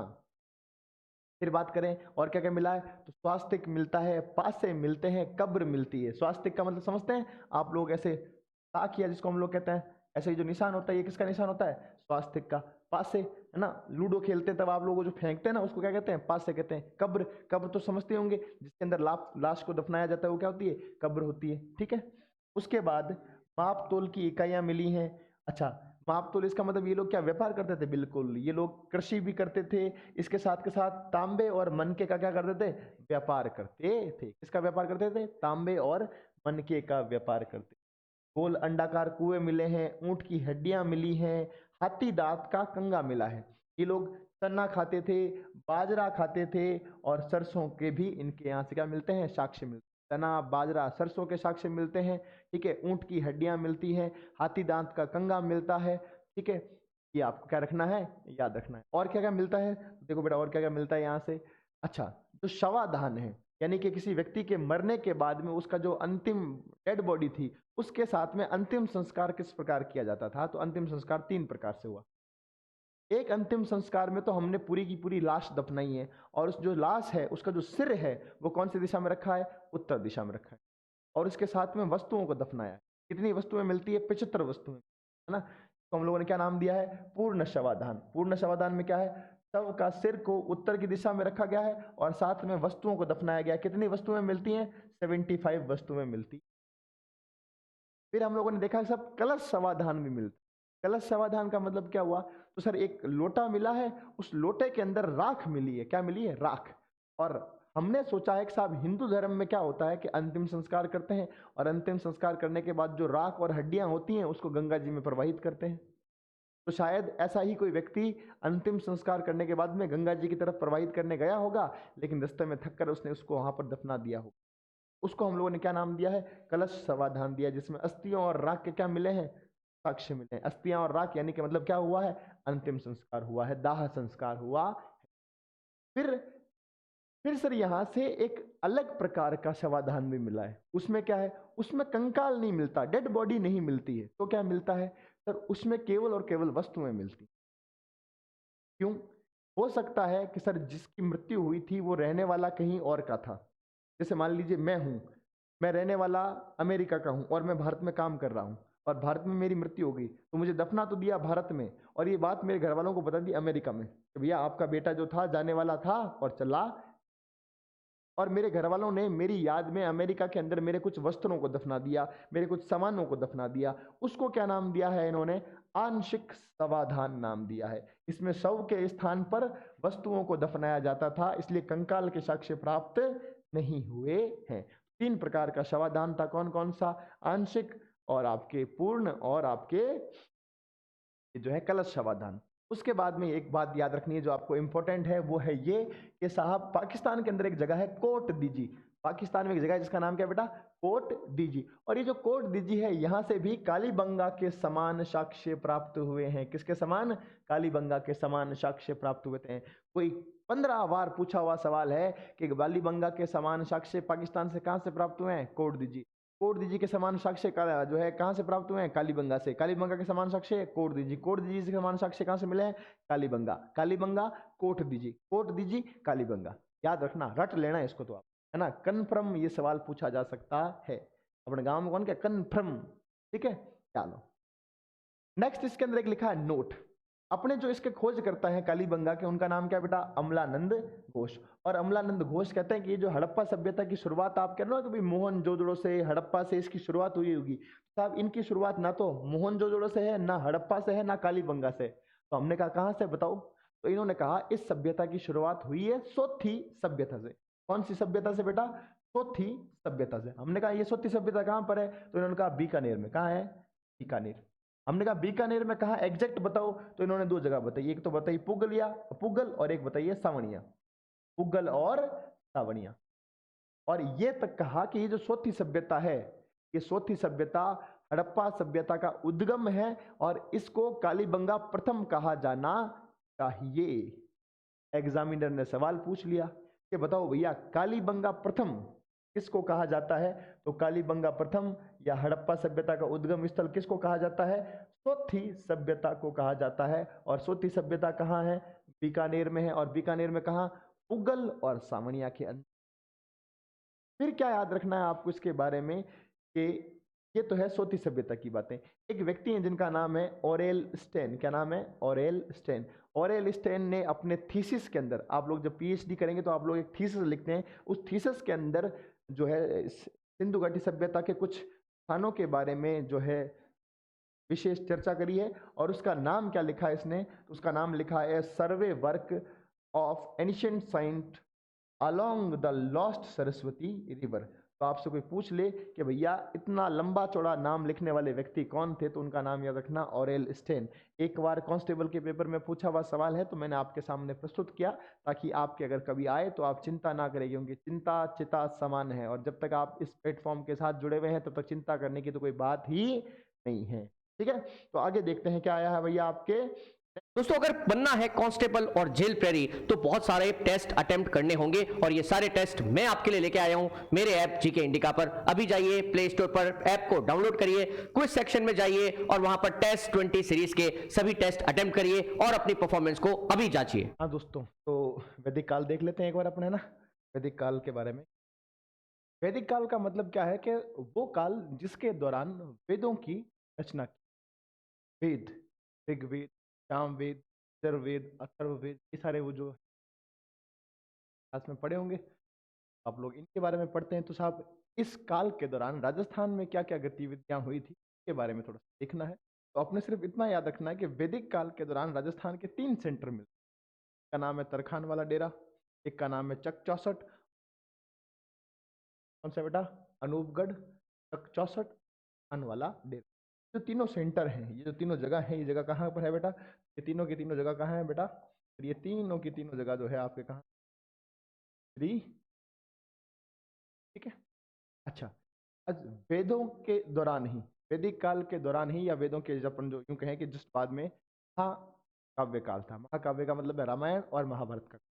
तो रामायण और महाभारत के काल के बारे में दो बातें याद रखनी है। एक बात तो याद रखनी है कि रामायण के अंदर राजस्थान के क्षेत्र को क्या कहा गया है? मरुकांतार कहा गया। ये बहुत बार पूछा हुआ सवाल है कि रामायण में राजस्थान का नाम क्या मिलता है? मरुकांतार नाम मिलता है। फिर बात करें हम लोग तो महाभारत काल की, तो महाभारत काल के अंदर जो है भगवान श्री कृष्ण और उनके जो भाई थे बलराम, वो यहाँ से गुजरे थे इस क्षेत्र से। ये कोई सच फैक्ट बनता नहीं है, पर फिर भी थोड़ा सा दिमाग में अटका के रखना। हाँ, रामायण काल में जरूर आप लोग एक बात सेट जो है दिमाग को सेट कर सकते हो कि आपके जब आपने पढ़ा है कि आपने सुना होगा, देखा होगा कि भगवान श्री राम जब अपनी पत्नी सीता को लेने के लिए गए थे और बीच में वो समुद्र आया था, तो उन्होंने समुद्र से निवेदन किया कि भैया रास्ता दो, और समुद्र ने कहा हाँ मेरे पास कोई रास्ता नहीं है, एटीट्यूड में रिप्लाई दिया। तो भगवान श्री राम ने फिर अपना वो जो तीर चलाने की कहा, भाई साहब एक तीर में पूरे पूरे के पूरे समुद्र को सुखा दूंगा। जब धमकी दी, वो जो है समुद्र के देवता बाहर आए और उन्होंने कहा साहब प्लीज मुझे मत सुखाओ, मैं आपको रास्ता बता दूंगा। उन्होंने रास्ता बता दिया। अब श्री राम ने कहा कि भैया दो चीज, एक तो टूथपेस्ट से निकला हुआ पेस्ट और धनुष से निकला हुआ तीर कभी वापस जाता नहीं है, इसका कोई इलाज है तो बता, इसको कहाँ चलाऊं मैं? तो समुद्र के देवता ने कहा कि आप इसको जो है राजस्थान, राजस्थान में एक मरुस्थल है, राजस्थान में एक है आपके एरिया जिसको हम कहते हैं मरुस्थल। तो ये जो मरुस्थल बना हुआ है वो उस तीर की वजह से है। आप ऐसे इसको लिंक करके, बाकी बस इतना याद रखना है कि रामायण के काल में है मरुस्थल वाले, रामायण के काल में राजस्थान का नाम क्या था? मरुकांतार। कांतार वाले काल में ही निर्माण हुआ था, ऐसे याद रख सकते हो। ठीक है, आगे देखिए क्या है भैया, तो आगे आता है महाजनपद काल। उस महाजनपद काल के दौरान राजस्थान के अंदर तीन बड़े महाजनपद, या राजस्थान का कुछ कुछ क्षेत्र तीन बड़े महाजनपदों के अंदर आता। तो सबसे पहला जो महाजनपद है जिसका नाम है मत्स्य महाजनपद। आप लोगों ने राजस्थान का आधुनिक इतिहास पढ़ा होगा, और आधुनिक इतिहास के अंदर आप लोग पढ़ते होंगे राजस्थान का एकीकरण, और एकीकरण के अंदर जो पहला चरण था उसका नाम क्या रखा गया था? मत्स्य संघ। वो जो मत्स्य संघ नाम रखा गया था उसका कारण क्या था कि अलवर, भरतपुर, दीघ, धौलपुर और जो करौली वाला क्षेत्र है वो किसका हिस्सा था? मत्स्य महाजनपद का हिस्सा। मत्स्य महाजनपद के हिस्सा होने के कारण, मत्स्य महाजनपद के हिस्सा होने के कारण ही का नाम क्या रखा गया? मत्स्य महासंघ रखा गया था, या मत्स्य संघ रखा गया था। अपने याद रखना है कि भैया महाजनपद काल के अंदर जो पहला सेंटर है उसका नाम क्या है? मत्स्य महाजनपद। और इसका क्षेत्र क्या है? तो अलवर का दक्षिणी भाग, जयपुर, भरतपुर, दीघ, धौलपुर और करौली। ठीक है। अच्छा, इस मत्स्य महाजनपद की जानकारी कहाँ से मिलती है? तो ऋग्वेद से मिलती है, शतपथ ब्राह्मण से मिलती है, और महाभारत से। क्या जानकारी मिलती है कि इस मत्स्य महाजनपद की राजधानी क्या है? विराट नगर, जिसको हम लोग क्या कहते हैं? बैराठ भी कहते हैं। और ये बैराठ कहाँ आता है? कोटपुत रोड में, कोटपुत है। क्या जानकारी मिलती है? देखो सर, जो विराट है, इस विराट नगर पर पांडवों ने क्या गुजारा था? अज्ञातवास गुजारा। क्या गुजारा था? अज्ञात। आप सभी को पता होगा कि पांडवों को 12 साल का तो मिला था वनवास, और 1 साल का मिला था अज्ञातवास। उस अज्ञातवास के दौरान अगर पांडव किसी भी उस व्यक्ति को दिख गए जो कि पांडवों को जानते हैं, स्पेशली कौरवों को, तो पांडवों को वापस से 12 साल का क्या करना पड़ेगा? वनवास करना। तो पांडवों ने जो अपना अज्ञातवास निकाला था वो कहां पर निकाला था? यहाँ विराट नगर में निकाला। इसका मतलब पांडवों से संबंधित जानकारी, तो इसकी जानकारी कहाँ से मिलती है? इस विराट नगर की जानकारी कहाँ से मिलती है बेटा? महाभारत। ठीक है। फिर एक इतिहासकार है जिनका नाम है गोपीनाथ शर्मा, और वो गोपीनाथ शर्मा जी कहते हैं कि जब महाभारत का युद्ध हुआ था, उस महाभारत के युद्ध में पांडव जीत गए थे, और पांडवों की रिश्तेदारी किसके साथ में थी? विराट नगर वालों के साथ ना। विराट नगर के जो राजा थे विराट, उनकी एक बेटी थी उत्तरा। उनकी जो बेटी उत्तरा थी, उस उत्तरा की शादी किससे करवाई गई थी? ये अर्जुन के बेटे अभिमन्यु से करवाई गई। तो अर्जुन का जो बेटा अभिमन्यु है वो पांडवों का तरफ से है, और विराट की जो बेटी है उत्तरा, इनके आपस में क्या थी? रिश्तेदारी थी। इसीलिए गोपीनाथ शर्मा कहते हैं कि जब महाभारत का युद्ध हुआ और उस महाभारत के युद्ध पांडव जीत गए, तो पांडवों के जीतने के बाद जो है ये मत्स्य महाजनपद जो है वो क्या हो गया था? शक्तिशाली हो गया था। ये बात किसने कही है? गोपीनाथ शर्मा ने। ठीक है। फिर अलवर के अंदर एक जनपद और था, एक तो ये है महाजनपद, और महाजनपद से जो छोटा होगा उसको हम लोग क्या कहेंगे? जनपद। तो अलवर के अंदर एक जनपद था जिसका नाम था सालव जनपद। क्या नाम था बेटा? सालव जनपद। और इस सालव जनपद का मत्स्य महाजनपद के साथ में क्या था, सीमा विवाद था। ये होता अपने गांव के अंदर कि साहब एक खेत आपका है और दूसरा खेत आपके चाचा का है, और खेत के आपके और चाचा के खेत के बीच में लड़ाई चलती रहती है कि ये कह रहा है कि मेरे खेत में आप घुस गए और आप कह रहे हो कि हमारे वाले खेत में वो आ गए। तो जो सीमा विवाद था वो ऐसा ही सीमा विवाद किसके साथ में था, सालव जनपद का मत्स्य महाजनपद के। आप लोगों ने कभी भी महाभारत के अंदर एक राजा नाम सुना होगा, चेदी, चेदी नरेश, चाणक एक जगह है चेदी। वो जो चेदी है मध्य प्रदेश के आसपास वाला क्षेत्र, इस चेदी ने मत्स्य महाजनपद को हरा दिया था। एक महाजनपद है जिसका नाम क्या है बेटा, चेदी महाजनपद, और इस चेदी महाजनपद ने किसको हराया है, मत्स्य महाजनपद को पराजित किया। कालांतर में धीरे धीरे एक महाजनपद बड़ा ही शक्तिशाली हो गया जिसका नाम था मगध महाजनपद, जो कि आपके बिहार के आसपास गंगा नदी के क्षेत्र में फैला हुआ था। उस मगध महाजनपद ने धीरे धीरे भारत के संपूर्ण क्षेत्र पर कब्जा कर लिया था, और उस दौरान उस मगध महाजनपद ने मत्स्य महाजनपद पर क्या कर लिया था, कब्जा कर लिया था। कालांतर में मगध महाजनपद ने मत्स्य महाजनपद पर कब्जा कर लिया था या उसका विलय कर लिया था। तो महाजनपद काल का जो पहला सेंटर है उसका नाम क्या है, मत्स्य महा। कहाँ फैला हुआ है, तो अलवर का दक्षिणी भाग, जयपुर, भरतपुर, डीग, धौलपुर, करौली। की राजधानी क्या है, तो सर इसकी राजधानी विराटनगर है। विराटनगर की जानकारी कहाँ से मिलती है, महाभारत से। विराटनगर में पांडवों ने क्या गुजारा था, अज्ञातवास गुजारा। गोपीनाथ शर्मा के अनुसार मत्स्य महाजनपद महाभारत के युद्ध के बाद शक्तिशाली हो गया था। सल्व जनपद के साथ में इसका सीमा विवाद चलता था। यदि महाजनपद ने मत्स्य महाजनपद को पराजित कर दिया था, और कालांतर में लास्ट के अंदर मगध महाजनपद ने मत्स्य महाजनपद का अपने अंदर क्या था बेटा, विलय कर लिया।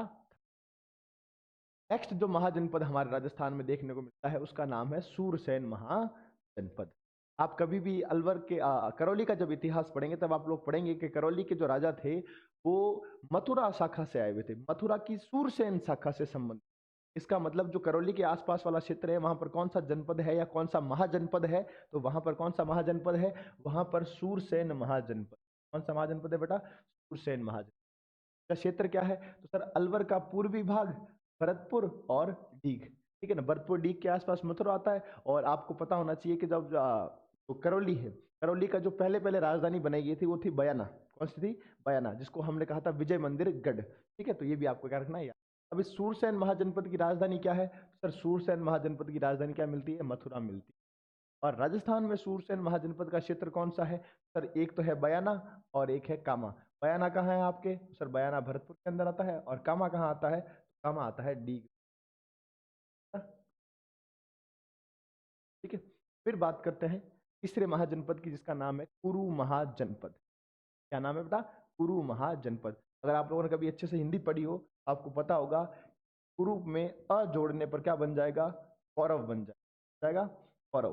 तो जो कौरवों का क्षेत्र था, जो कौरवों का क्षेत्र था वो क्या कहलाया था, कुरु कहलाया था, है ना। यानी कि जो दिल्ली के आसपास वाला एरिया जहां पर कौरवों का राज था, पांडवों के जो भाई थे कौरव, उनका जो राज था वो क्या कहलाया था, कुरु महाजनपद। और कुरु महाजनपद में राजस्थान का कौन सा क्षेत्र आता था, सर राजस्थान का में अलवर का जो उत्तरी भाग है वो आया करता, क्योंकि राजस्थान में दिल्ली के सबसे नजदीक कौन सा एरिया है, अलवर। इस कुरु महाजनपद की राजधानी क्या है, इंद्रप्रस्थ है बेटा, इंद्रप्रस्थ, ठीक है। तो कुरु महाजनपद जिसके अंदर अलवर का उत्तरी भाग आता था और इसकी राजधानी क्या थी, इंद्रप्रस्थ थी। फिर राजस्थान में और कौन कौन से जनपद हैं, ये तो है महाजनपद, 3 महाजनपद है, मत्स्य महाजनपद, सूरसेन महाजनपद और कुरु महाजनपद। अब हमको देखना है राजस्थान में कौन कौन से जनपद हैं। तो बेटा सबसे पहले जो जनपद याद रखना है आपको वो कौन सा रखना है, सीवी जनपद, है ना। और इस सीवी जनपद का क्षेत्र कहाँ कहाँ पर था, उदयपुर और चित्तौड़, कहाँ था, उदयपुर और। फिर आगे हम लोग बात करते हैं इस वाले के बारे में। तो ये जो शिवी महाजनपद है, शिवी जनपद जो है, उस शिवी जनपद की राजधानी क्या है, तो सर शिवी जनपद की राजधानी है माध्यमिका। क्या राजधानी बेटा, माध्यमिका। और माध्यमिका का वर्तमान नाम क्या है, नगरी। और नगरी कहाँ आता है, चित्तौड़गढ़ के अंतर्गत। एक सवाल ये पूछा जा सकता है कि राजस्थान में सर्वप्रथम किस स्थान का उत्खनन किया गया था, तो माध्यमिका या जो नगरी है ये राजस्थान का सर्वप्रथम उत्खनित स्थल है। माध्यमिका या जो नगरी है ये राजस्थान का क्या है बेटा, सर्वप्रथम उत्खनित स्थल है, ठीक है ना। ये आपको याद है। किसने उत्खनन किया इसका, तो इसका उत्खनन किया था टी.आर. भंडारकर ने। कब किया था, 1904 में। अच्छा, इस माध्यमिका की जानकारी हम लोगों को कहां से मिलती है, तो माध्यमिका की जानकारी हमको 3 जगह से मिलती है। कौन कौन सी जगह चीजें हैं बेटा, तो एक तो है पाणिनि की किताब जिसका नाम है अष्टाध्यायी, ठीक है। एक है पतंजलि, और पतंजलि की किताब का नाम क्या है, महाभाष्य। और एक है महाभारत। तो महाभारत तो है ही, उसके अलावा पाणिनि की किताब का नाम क्या है, अष्टाध्यायी। ना। और पतंजलि की किताब का नाम क्या है? महाभाष्य। फिर एक अभिलेख है बेटा जिसका नाम क्या है? बड़ली अभिलेख। इस बड़ली अभिलेख से भी किसकी जानकारी मिलती है? माध्यमिका की जानकारी। और ये बड़ली अभिलेख बताता है कि माध्यमिका जो है वो एक जैन केंद्र हुआ करता था, मतलब जैन समुदाय के लोगों का वो मुख्य सेंटर था। बड़ली अभिलेख के अनुसार माध्यमिका क्या था? एक जैन केंद्र। ठीक है, तो माध्यमिका है, यहाँ से बौद्ध और वैष्णव धर्म के भी अवशेष, बौद्ध और वैष्णव धर्म की। अब मैं थोड़ी सी आपको बातें इस बड़ली अभिलेख की बता। ये जो बड़ली अभिलेख है ये 443 बीसी का अभिलेख है। कब का अभिलेख है बेटा? 443 बीसी, यानी कि ईसा पूर्व का अभिलेख है। और अब तक प्राप्त राजस्थान के अंदर सबसे प्राचीन अभिलेख कौन सा है? तो अब तक प्राप्त राजस्थान में सबसे प्राचीन अभिलेख कौन सा बेटा? बड़ली अभिलेख है। हाँ, बड़ली अभिलेख जो है ये लोट माता के मंदिर से किसको प्राप्त हुआ था? गौरीशंकर हीराचंद ओझा को प्राप्त। बड़ली एक जगह है। बड़ली क्या है बेटा? एक जगह है जो आती कहाँ पर है? अजमेर के अंदर आती है। और अजमेर में वहां पर एक माता जी का मंदिर है, भिलोट माता जी का मंदिर। उस भिलोट माता की जी के मंदिर से गौरीशंकर हीराचंद ओझा को क्या प्राप्त हुआ? ये अभिलेख प्राप्त हुआ था, जिसका नाम क्या है? बड़ली अभिलेख। बड़ली अभिलेख जो है ये क्या है बेटा? तो इसके अंदर सर एक जो है संवत की जानकारी मिलती है, एक कैलेंडर की जानकारी मिलती है। और उस कैलेंडर का नाम क्या है? वीर निर्वाण संवत। क्या नाम है बेटा? वीर निर्वाण संवत। यहाँ पर दो शब्द दिए गए हैं। संवत का मतलब तो कैलेंडर होता है, वीर और निर्वाण। वीर का मतलब है भगवान महावीर, जो कि जैनों के अंदर जो सबसे अंतिम तीर्थंकर हुए थे उनका नाम क्या था? भगवान महावीर। और आपके निर्वाण का मतलब क्या होता है? मृत्यु या मोक्ष की प्राप्ति। जिस साल भगवान महावीर को मोक्ष की प्राप्ति हुई थी उसी साल एक कैलेंडर शुरू किया गया था, उसका नाम क्या है? वीर निर्वाण संवत। और इस वीर निर्वाण संवत की जानकारी कहाँ से मिलती है? बड़ली अभिलेख से। राजस्थान का सबसे प्राचीनतम अभिलेख था। ठीक है, तो एक तो है आपके शिवी जनपद, और दूसरा जो जनपद है उसका नाम क्या बेटा? मालव जनपद। ठीक है, अब बात करते हैं मालव जनपद का क्षेत्र कहाँ कहाँ पर है। तो सर एक तो है जयपुर में, दूसरा है टोंक में। ये इंपॉर्टेंट याद रखना भैया कि मालव जनपद का उपनाम क्या है या अन्य नाम क्या मिलता है? तो खेड़ा सभ्यता। कौन सी सभ्यता मिलती है बेटा? खेड़ा सभ्यता। फिर बात करें इसकी राजधानी क्या है मालव जनपद की, तो मालव जनपद की राजधानी है नगर, और नगर कहाँ है? टोंक में। टिहरी जनपद की राजधानी क्या है? माध्यमिका, और माध्यमिका कहाँ है? सर चित्तौड़गढ़ में, और इसका वर्तमान नाम क्या है? नगरी। जबकि ये जो आपका मालव जनपद है इसकी राजधानी क्या है? नगर, और नगर कहाँ है? टोंक में। ठीक है, और नगर का प्राचीन नाम क्या मिलता है? तो सर नगर का जो प्राचीन नाम है वो क्या मिलता है? कारकोट नाम मिलता है बेटा, कारकोट नगर। फिर बात करें कि राजस्थान के अंदर यदि किसी सभ्यता के सर्वाधिक सिक्के प्राप्त हुए हैं, राजस्थान में यदि किसी स्थान के या जनपद के या सभ्यता के सर्वाधिक सिक्के प्राप्त हुए हैं, तो वो कौन सी है? राजस्थान में सर्वाधिक सिक्के मालव जनपद के क्या है बेटा? प्राप्त हुए। और ये जो मालव जनपद के जो सिक्के मिले हैं वो दो स्थानों से भयंकर मिलते हैं। एक का तो नाम ही नगर है और दूसरे का नाम रेड है। और जिसमें भी आपको क्या याद रखना है? ये रेड तो बिल्कुल याद रखना ही रखना है, क्योंकि ये बहुत इंपॉर्टेंट पॉइंट। इस रेड के बारे में क्या याद रखना कि जो सर्वाधिक सिक्के मिलते हैं वो इसी स्थान से मिलते हैं। सर्वाधिक सिक्के कहाँ से मिलते हैं? रेड से मिलते हैं। और रेड कहाँ पर है? टोंक में है। और रेड का उत्खनन किसने किया था? केदारनाथपुरी था। किसने किया था बेटा? केदारनाथपुरी। अब जो सिक्के होते हैं, जो सिक्के बनाए जाते हैं वो किससे बनाए जाते हैं? तो सर सिक्के तो बनाए जाते हैं स्टील से। और स्टील बनाने के लिए कौन फेमस है? रतन टाटा। ठीक है, इसीलिए जो रेड था उस रेड को प्राचीन काल का क्या कहते हैं? प्राचीन भारत का टाटा नगर कहते हैं। ये इंपॉर्टेंट है, बहुत बार पूछा जाता है कि प्राचीन भारत का टाटा नगर किसको कहते हैं? तो सर रेड को कहते हैं। ठीक है, फिर ये जो रेड है इसमें से खूब प्रकार के सिक्के मिले हैं, जैसे 1075 तो आहत मुद्राएं मिली हैं। ठीक है ना, और रेड से प्राप्त आहत मुद्राओं के अतिरिक्त यहाँ पर 300 मालव जनपद के सिक्के मिले हैं, 14 मित्र के सिक्के मिले हैं, 6 सेनापति के सिक्के मिले हैं, 7 वप्पू के सिक्के मिले हैं। ठीक है ना, अपोलोडोटस का भी सिक्का मिलता है, और 189 अज्ञात ताम्र सिक्के मिले हैं जिनको इंडोनेशियन सिक्के भी कहा जा सकता है। इतने याद रहे नहीं रहे, पर अपने याद रखना कि रेड को प्राचीन भारत का टाटा नगर कहते हैं, और रेड का उत्खनन किसने किया था? केदारनाथपुरी था। रेड से सर्वाधिक सिक्के मिलते हैं। फिर बात करते हैं तीसरे जनपद की, जिसका नाम क्या है? योधेय जनपद। ये जो योधेय जनपद है इनका क्षेत्र कहाँ है? सर इनका क्षेत्र है हनुमानगढ़ और गंगा। ये पहले पंजाब के आसपास रहते थे, और पंजाब में जब सिकंदर ने हमला किया तो ये पंजाब से नीचे उतरकर कहाँ आ गए? गंगानगर और हनुमानगढ़ में आ गए, और इन्होंने अपना जो है विस्तार यहाँ पर। फिर उसके बाद में इन्होंने एक उपाधि का प्रयोग किया था, उस उपाधि का नाम था वीर। कौन सी उपाधि थी? वीर। और ये जो व्यक्ति हैं इन्होंने जो है कुषाणों को पराजित किया। आप कभी इंडियन हिस्ट्री पढ़ेंगे तो आप लोग पढ़ेंगे कि साहब मौर्यों के बाद में अनेक छोटे छोटे से वंश आए थे, इनमें से एक वंश था जिसका नाम था कुषाण। कुषाणों को पराजित करने वाले या कुषाणों को नियंत्रित करने वाले कौन से थे? योद्धेय थे। योद्धेय जनपद के बारे में क्या है? क्षेत्र तो है गंगानगर और हनुमानगढ़, ठीक है। उपाधि क्या है इनकी? उपाधि है वीर। और इन्होंने किसको नियंत्रित किया था? तो कुषाणों को क्या था। तो तीन हो गए, कौन कौन से हो गए सर? पहला तो हो गया शिवी जनपद, उसके बाद दूसरा कौन सा हो गया? तो मालव जनपद, और जो तीसरा है आपका वो कौन सा हो गया? योद्धेय जनपद। अब छोटे छोटे से हैं, देखिए जिनमें से एक का नाम क्या है? शालव जनपद। अभी थोड़ी देर हम लोगों ने पहले पढ़ा था मत्स्य महाजनपद, और इस मत्स्य महाजनपद का सीमा विवाद किसके साथ में था? शालव जनपद के साथ में। इसका मतलब शालव जनपद का जो क्षेत्र है वो कहाँ पर होगा? अलवर में। फिर बात करें अर्जुनायन जनपद की। अर्जुनायन जनपद है, इसका क्षेत्र कहाँ पर है बेटा? भरतपुर, अलवर और सीकर के अंदर। भरतपुर, अलवर और सीकर में है। और एक जनपद और, इसका नाम है राजन्य जनपद, और इस राजन्य जनपद का क्षेत्र कहाँ पर है? भरतपुर में। अभी थोड़े टाइम पहले किसी एक एग्जाम में पूछा गया था कि राजस्थान के भरतपुर में इनमें से कौन सा एक जनपद मुख्यतः पाया जाता है? तो याद रखना राजन्य जनपद पाया जाता, ठीक है। फिर अब महाजनपद काल के बाद में मौर्य काल की जानकारी। किसकी जानकारी बेटा? मौर्य काल की। और मौर्य काल का जो एक मुख्य सेंटर मिलता है उस सेंटर का नाम है बेराट। क्या नाम है? बेराट।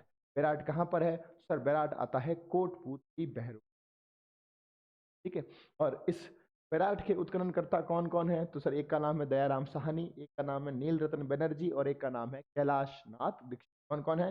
दयाराम साहनी, नील रत्न बनर्जी और कैलाश नाथ है। एक चीनी यात्री है जिसका नाम आप सभी लोगों ने सुना होगा, वेनसांग। क्या नाम है चीनी यात्री का बेटा? वेनसांग। इस वेनसांग ने अपनी किताब में लिखा है कि मैंने बेराट की क्या की थी? यात्रा की। और जब मैं बेराट घूमने गया था तो यहाँ पर भगवान बुद्ध के 8 बौद्ध मठ, 8 क्या थे? बौद्ध मठ थे। इसका मतलब जो बेराट है वो बौद्धों का एक मुख्य केंद्र रहा होगा। और इन 8 बौद्ध मठों को एक राजा ने तोड़ दिया था जिसका नाम था मिहिर कुल। और ये मिहिर कुल कौन से वंश का राजा था? हूण वंश का राजा था मिहिर कुल, जिसने इन 8 बौद्ध मठों को क्या कर दिया था? तोड़ दिया था, ठीक है। अच्छा, जो चीनी यात्री वेनसांग है, उस वेनसांग ने बेराट के बारे में कहा कि साहब इसका जो नाम आप बेराट कह रहे हो, इसका नाम मेरे अनुसार क्या है? पी लो ये तो लो। तो आपसे कोई पूछे कि साहब चीनी यात्री वेनसांग ने बेराट का नाम क्या बताया है या नाम क्या दिया है, तो याद रखना पी लो ये तो। अपने घर में नहीं आता ना, कोई मेहमान आते हैं लो सब साहब पी लो, चाय तो पी लो, ये तो लो। वेनसांग को भी लोगों ने यहाँ पर चाय पिलाई होगी, लोगों ने इसका नाम क्या रख दिया है ना? इस नाम क्या रख दिया होगा?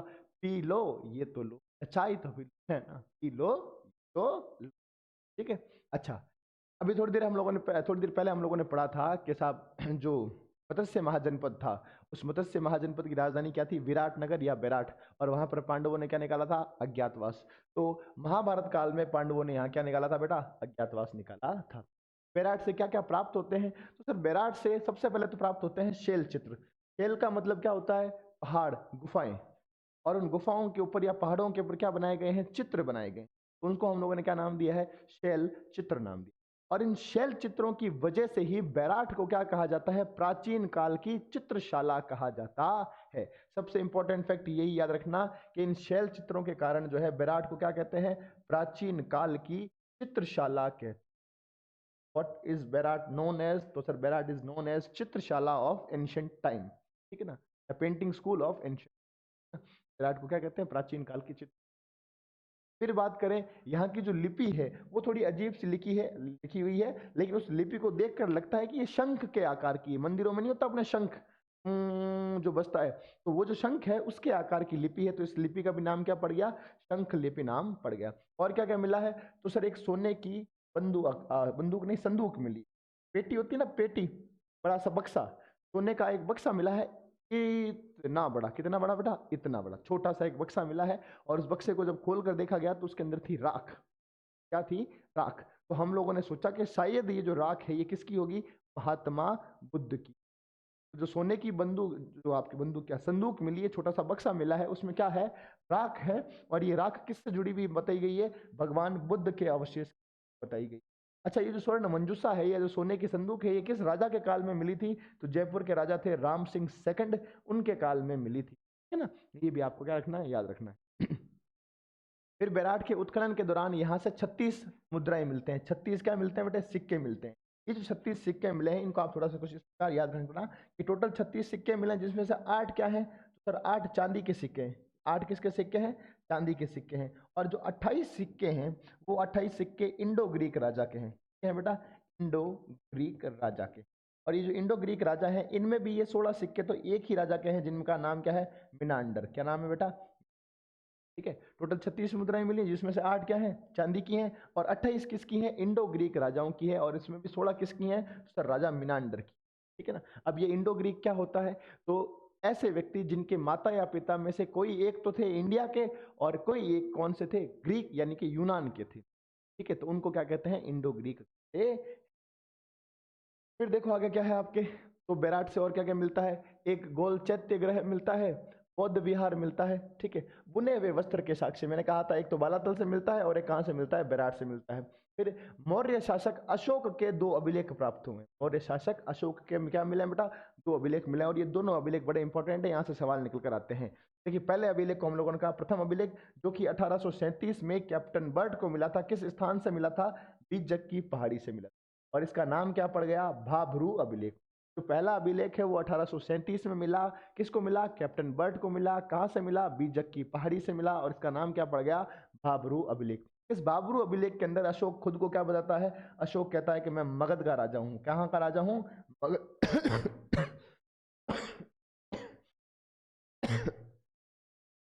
सॉरी समझ आएंगे। अशोक खुद को क्या बताता है बेटा? मगध का राजा बताता है। और ये जो है इसी अभिलेख के अंदर बौद्ध की, संघ की और धम्म की जानकारी मिलती है। आप लोगों ने को थोड़ा बहुत भी जैन धर्म बौद्ध धर्म के बारे में पता हो तो आप लोगों ने सुना होगा बुद्धम शरणम गच्छामि, संगम शरणम गच्छामि या धम्मम शरणम गच्छामि। तो बुद्ध, संघ और धम्म की जानकारी कहाँ से मिलती है? इस अभिलेख से मिलती है। इसका नाम क्या है? भाभरू अभिलेख है। ठीक है, और इसी अभिलेख के अंदर अशोक ने 7 बौद्ध ग्रंथों की जानकारी बताई। अशोक ने कहा है कि अगर आपको कोई भी पेपर पास करना है तो आप ये 7 बौद्ध ग्रंथ पढ़ लीजिए, आपके सारे पेपर क्या हो जाएंगे बेटा? आप पास हो जाएंगे। ठीक है, तो अभिलेख ए है ये तो किसको मिला है? आपके कैप्टन बर्ट को मिला। तो दूसरा अभिलेख है वो 1871 के अंदर 1871 में किसको मिला था दूसरा अभिलेख? तो सर ये दूसरा अभिलेख मिला 1871 के अंदर एक व्यक्ति को जिनका नाम है CL कार्लाइल। और CL कार्लाइल को मिला कहां से है? भीम पहाड़ी से मिला। कहां से मिला बेटा? भीम पहाड़ी से। और एक बात ये इंपॉर्टेंट दिमाग में लगाकर याद रखना कि ये सवाल बन सकता है कभी भी, आगे भी बहुत बार पूछा गया है कि राजस्थान में जो पुरातत्व के जनक हैं वो कौन कहलाते हैं? तो CL कार्लाइल को राजस्थान के अंदर पुरातत्व का जनक कहा जाता है। पुरातत्व का क्या मतलब है बेटा? प्राचीन इतिहास। पुरातत्व का मतलब क्या है? प्राचीन इतिहास। तो राजस्थान में प्राचीन इतिहास के जनक कौन है? CL Carlyle. ठीक है, चलिए फिर है मौर्य काल था। अब मौर्यों के बारे में और क्या क्या जानकारी मिलती है? मौर्यों के बारे में 2-4 जानकारी आपको याद रखनी है। जैसे आपने कभी कल्चर पढ़ा हो और कल्चर में पढ़ा होगा कि सर चित्तौड़गढ़ का किला, तो उस चित्तौड़गढ़ के किले का निर्माण किसने करवाया था? चित्रांगद मौर्य ने करवाया था। ये भी एक बात आपको ध्यान में रखनी है। और इस बात की जानकारी कहाँ से मिलती है? तो एक पुस्तक है जिसका नाम क्या है बेटा? कुमारपाल प्रबंध है। ठीक है, फिर एक अभिलेख है जिसका नाम है मानसरोवर अभिलेख। क्या नाम है बेटा? मानसरोवर अभिलेख। ठीक है, ये जो मानसरोवर अभिलेख है ये किसको प्राप्त हुआ था? कर्नल जेम्स टोड को प्राप्त हुआ था। और इस मानसरोवर अभिलेख को तो कर्नल जेम्स टोड अपने साथ लेकर जा रहे थे। कहाँ? ब्रिटेन, है ना। समुद्र में वजन ज्यादा होने की वजह से इस अभिलेख को, उसको भाटे को जो है वो फेंकना पड़ गया। कहाँ? समुद्र के अंदर, वरना ये तो साथ लेके जाता अपने। ठीक है, तो ये जो कर्नल जेम्स टोड है इनको अभिलेख प्राप्त हुआ था जिसका नाम क्या है? मानसरोवर अभिलेख। और कहाँ से मिला था? तो चित्तौड़गढ़ के अंदर एक गांव है जिसका नाम है पुठौली गांव। इस पुठौली गांव के अंदर जो अभिलेख प्राप्त हुआ है मानसरोवर अभिलेख, उसके अंदर 4 मौर्य राजाओं के नाम मिलते हैं। राजाओं के नाम मिलते हैं 4। कौन से हैं? महेश्वर, भीम, भोज और मान। महेश्वर, भीम, भोज और मान। ये जो मान राजा है इसी मान राजा के नाम पर क्या पड़ा हुआ बेटा? मानसरोवर अभिलेख नाम पड़ा हुआ है। फिर बात करते हैं, अगला जो जानकारी है वो है कर्णसभा शिवालय। इंपॉर्टेंट लगाओ इसको, बहुत बार पूछा जाता है कि राजस्थान के अंदर किस जगह पर कर्णसभा नामक शिवजी का मंदिर स्थित है। तो कर्णसभा जो शिवालय है वो कहां पर है? आपके कोटा में है। और वो जो कर्णसभा शिवालय है उस कर्णसभा शिवालय से एक अभिलेख प्राप्त हुआ जो कि कब का है? तो सर ये अभिलेख है 738 का। और इस अभिलेख के अंदर एक धवल नामक राजा की क्या मिलती है? जानकारी।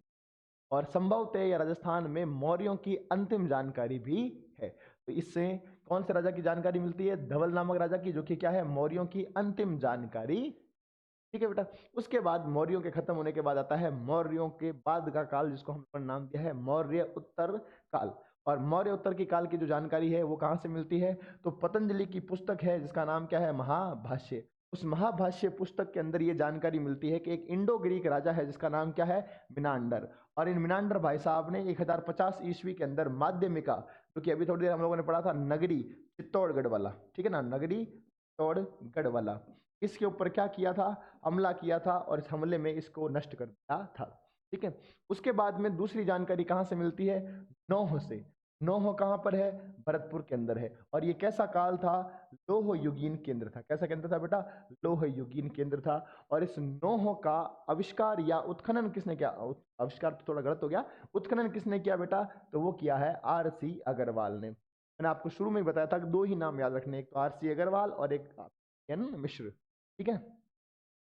फिर देखिए क्या क्या साक्ष्य मिलते हैं, तो लोहा मिलता है, शुंगकालीन एक मूर्ति मिलती है, किसकी मूर्ति, यक्ष की मूर्ति। उस यक्ष की मूर्ति को क्या कहा गया है, डाक बाबा की मूर्ति कहा है। फिर महाभारत काल के भी अवशेष मिलते हैं, किसके अवशेष मिलते हैं, महाभारत काल के अवशेष।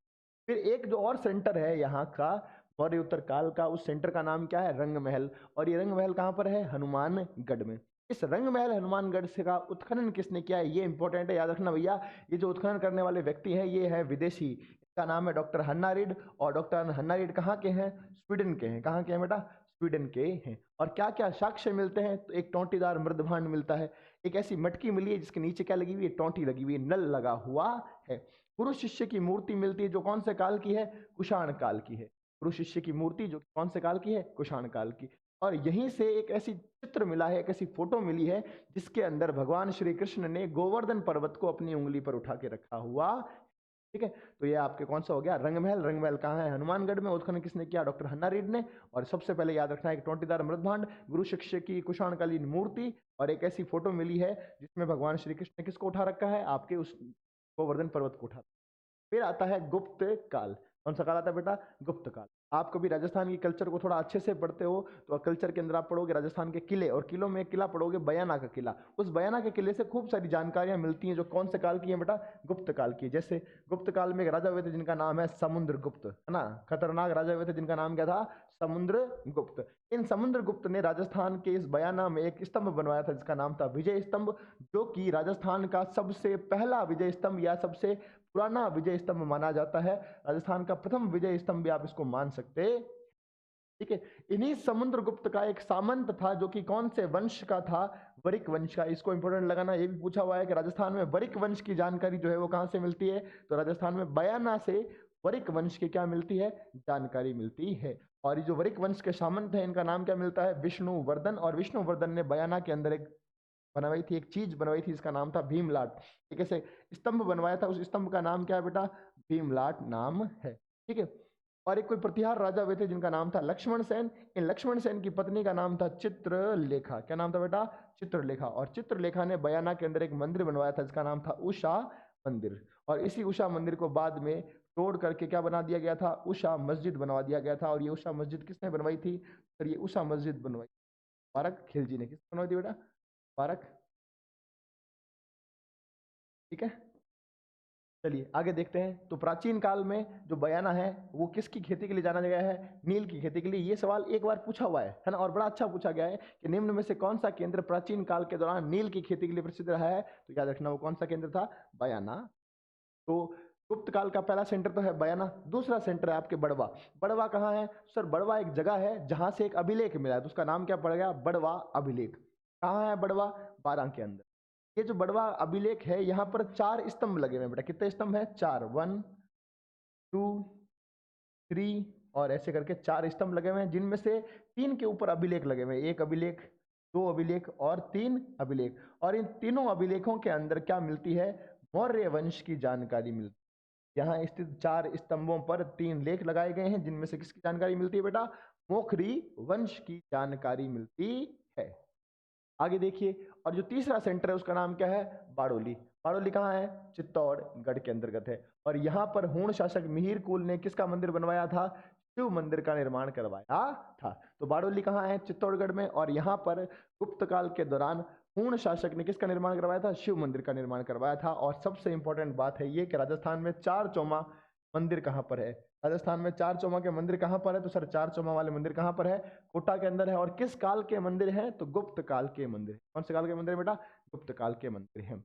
उसके बाद में लास्ट काल आता है जिसका नाम है गुप्तोत्तर काल, और गुप्तोत्तर काल का एकमात्र सेंटर है जिसका नाम क्या है बेटा, भीनमाल। क्या नाम है, भीनमाल। इस भीनमाल का प्राचीन नाम क्या मिलता है, तो सर भीनमाल का प्राचीन नाम मिलता है श्रीमाल। क्या नाम मिलता है, श्रीमाल। और इस भीनमाल में एक वंश की जानकारी मिलती है जिसका नाम था चावड़ा वंश, और ये जो भीनमाल था ये क्या था, चावड़ा वंश की राजधानी था। क्या था बेटा, राजधानी।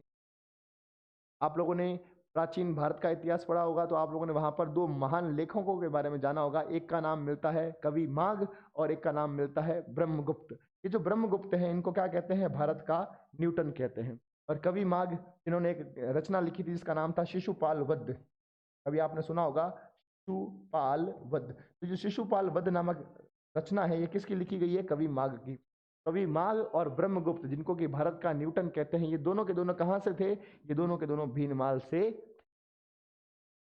अब भीनमाल के बारे में बात करें, अच्छा ये पुस्तकें लिखी देखिए, कवि माघ की पुस्तकों का नाम लिखा हुआ शिशुपाल वध, ब्रह्मगुप्त की पुस्तक का नाम है खंडन खाद्यक और ब्रह्मस्फुट सिद्धांत। अब प्राचीन काल के अंदर जो है वो भीनमाल वो किसका सेंटर था, शिक्षा का सेंटर था। तभी तो लोग बाग पढ़ाई करने की बातें कर रहे हैं यहाँ पर। प्राचीन काल में भीनमाल किसका सेंटर था, शिक्षा का केंद्र था। कालांतर में ये किसकी राजधानी बन गया था, गुर्जर प्रतिहार वंश की राजधानी बन गया था। आप कभी भी राजस्थान के अंदर गुर्जर प्रतिहार वंश पढ़ते हैं तो गुर्जर प्रतिहार वंश के दो सेंटर हैं, एक तो है मंडोर और दूसरा कौन सा है आपका भीनमाल। यही भीनमाल वाले बाद में कहाँ चले गए थे, कन्नौज चले गए थे, यही उज्जैन वाले वही थे, ठीक है ना, ये आप याद रखना। फिर एक आदमी है वेनसांग। वेनसांग ने पहले तो किसकी यात्रा की थी, बैराट की, और बैराट का नाम क्या बताया था, पी लो। ये तो इस अब की बार वेनसांग ने कहा कि साहब मैंने भीनमाल की भी यात्रा की और मैंने जो भीनमाल का नाम बताया है उसका नाम क्या है, पी लो मोलो। पी लो मोलो, पी लो मोलो। मान लो इसको किसी ने छाछ पिलाई होगी और छाछ उसमें एक बार छाछ पी होगी, इसको लगी हुई खट्टी, छाछ खट्टी खट्टी, तो अपने गांव में कौन कह रहा है, पी लो मोली है, कहीं है मोली, मोली ओ पी लो मोली, पी लो मोली करते उसने कर दिया उसका नाम पी लो मोलो, पी लो। ठीक है। अच्छा, इसका उत्खनन किसने किया भीनमाल का, तो भीनमाल का उत्खनन किया था आर.सी. अग्रवाल ने, और दो चीजें प्राप्त हुई यहाँ से। एक तो मिला है रोमन एम्फोरा और एक मिली है यूनानी सुराही। रोमन एम्फोरा और यूनानी सुराही। सुराही तो आप जानते हैं लंबी गली लंबी गर्दन वाली जो पानी की मटकी होती है उसको कहते हैं। एम्फोरा क्या होता है, तो छोटे छोटे दारू वाले पैक। ठीक, चलिए अब है कुछ अन्य महत्वपूर्ण केंद्र, जिसमें सबसे पहला आता है आपके सबसे इंपॉर्टेंट गणेश्वर सभ्यता। गणेश्वर सभ्यता के बारे में ये बात तो आप इतनी घोट लो जिसकी कोई सीमा नहीं। इसका क्या नाम है, तो इसको कहते हैं ताम्रयुगीन सभ्यताओं की जननी। है कहां पर गणेश्वर सभ्यता, तो कांतली नदी के किनारे है, सीकर में है, और किस जगह पर है, नीम का थाना पर है। ठीक है, इसको कहते हैं क्या है, ताम्रयुगीन सभ्यताओं की जननी कहते हैं। कौन कौन उत्खनन करता है, तो एक का नाम है आर.सी. अग्रवाल और एक का नाम है विजय कुमार। क्या क्या साक्ष्य मिलते हैं, तो खूब सारे साक्ष्य मिलते हैं, और वो साक्ष्य हड़प्पा से पहले के भी हैं, हड़प्पा के काल के भी हैं, और हड़प्पा के बाद में जो आप हड़प्पा से पहले जो ताम्र युग आया था उसके भी क्या हैं। ठीक है, तो हड़प्पा युगीन भी है और ताम्र युगीन सभ्यताओं के क्या मिलते हैं, अवशेष। ये लोग बाढ़ से बचने के लिए किसके बांध बनाते थे, पत्थरों के बांध बनाया करते थे, ईंटों का प्रयोग नहीं करते थे। इंपॉर्टेंट बात क्या याद रखनी है गणेश्वर के अंदर आपको, कि सर गणेश्वर को कहते हैं ताम्र युगीन सभ्यताओं की जननी। किस नदी के किनारे है, कांतली नदी के किनारे है, कहां पर है, सीकर में है, नीम का थाना के अंतर्गत। ठीक है, और क्या क्या उपकरण मिलते हैं, तो सर यहाँ पर जो भी उपकरण मिले हैं वो सब किसके मिले हैं, तांबे के। ताम्र उपकरणों में बाण मिली है, छेनिया मिली है, मछली पकड़ने वाला कांटा मिला है, दोहरी पेचदार सिरा वाली जो है ताम्र पिन मिली है, अंगूठियां मिली है, फलक मिली है, खूब सारी चीजें मिली हैं, और है किसकी सारी की सारी, तांबे की है। ठीक है, फिर एक मृदभांड मिला है जो ग्रे कलर का है, तो उसका नाम क्या कर दिया, गेरिक मृदभांड। ठीक है, फिर दूसरा इंपॉर्टेंट सेंटर है उसका नाम क्या है, सुनारी। और सुनारी कहां पर है, झुंझुनू में। ये भी किस नदी के किनारे है, आपके जो है कातली नदी के क्या है, किनारे है, और कैसा केंद्र है, लोह युगीन केंद्र है। इसको क्या कहा जाता है, इसको कहते हैं वैदिक आर्यों की बस्ती। यहाँ से क्या क्या साक्ष्य मिलते हैं, तो घोड़े वाला रथ मिलता है, चावल का प्रयोग किया था, और लोहे गलाने की भट्टियां भी यहाँ से मिलती। ठीक है, लोहे गलाने की भट्टियां, ठीक है, चावल का प्रयोग करते थे, और घोड़े वाले रथ यहाँ से आपको मिलते हैं। फिर आगे देखें तो तीसरा सेंटर है बरोरा। और बरोर कहाँ आता है, तो सर बरोर आता है श्री गंगानगर में। यहाँ से भी हड़प्पा से पहले और विकसित हड़प्पा का क्या मिलते हैं, साक्ष्य मिलते हैं। यहाँ से मोहर मिली है बटन के आकार की। किसके आकार की बेटा, बटन के आकार की क्या मिलती है, मोहरें मिलती हैं। और 8,000 मनके प्राप्त हुए हैं जो कि लाजवर्त मनके हैं, है ना। मनके समझते हो आप, मोती वाली जो माला होती है उस मूल्य माला को कहते हैं अपन लाजवर्त मन। चलो फिर एक सेंटर है जिसका नाम है ईसवाल, और ईसवाल कहाँ पर है? उदयपुर के अंदर है। ईसवाल कैसा केंद्र था? एक औद्योगिक केंद्र था, क्योंकि यहाँ से क्या मिली है? लोहे गलाने की भट्टियां मिली हैं। ऐसा ही एक सेंटर है जिसका नाम है क्या बेटा? नलियासर। इंपॉर्टेंट रखना, याद पूछा हुआ है कि इनमें से कौन सा एक स्थान सांबर झील के किनारे है, तो याद रखना नलियासर कहाँ पर है? जयपुर में है, सांबर झील के किनारे है। फिर एक सेंटर आता है जिसका नाम है जोधपुरा। क्या नाम है बेटा? जोधपुरा। और जोधपुरा अब कहाँ है? कोटपुतली बहरोड में है। पहले कहाँ पर था? जयपुर में था। किस नदी के किनारे था? तो सर पहले ये साबी नदी के किनारे था, आज भी साबी नदी के किनारे ही है। और यहाँ से भी क्या मिली है? लोहा गलाने की भट्टियां प्राप्त हुई है। ठीक है बेटा, चलिए। उसके बाद एक सेंटर है जिसका नाम क्या है? कुराड़ा।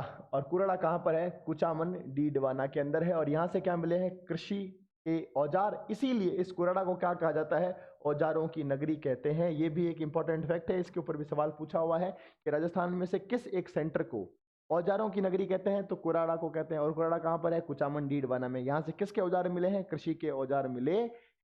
फिर राजस्थान में कहाँ कहाँ से शैल चित्र यानी कि गुफाओं पर या पहाड़ों पर बनाए गए चित्रों के साक्ष्य मिलते हैं? तो सर सबसे पहले मिलते हैं गरदड़ा से। गरदड़ा कहाँ पर है? बूंदी में। किस नदी के किनारे है? छाजा नदी के किनारे। यहाँ पर एक ऐसा चित्र मिला है जिसके अंदर एक व्यक्ति जो है वो पक्षी को उड़ा रहा है। पक्षी पर बैठा हुआ है और पक्षी को उड़ा रहा है। पक्षी को इंग्लिश में क्या कहते हैं? बर्ड। उड़ाने या चलाने को क्या कहते हैं? राइड करना। ठीक है, तो bird riding rock painting. Rock का मतलब क्या होता है? पहाड़। पहाड़ पर एक ऐसी पेंटिंग बनाई गई है जिसमें एक आदमी क्या उड़ा रहा है? पक्षी को उड़ा रहा है। तो हमने उसका नाम क्या दिया? Bird riding rock painting. ठीक है।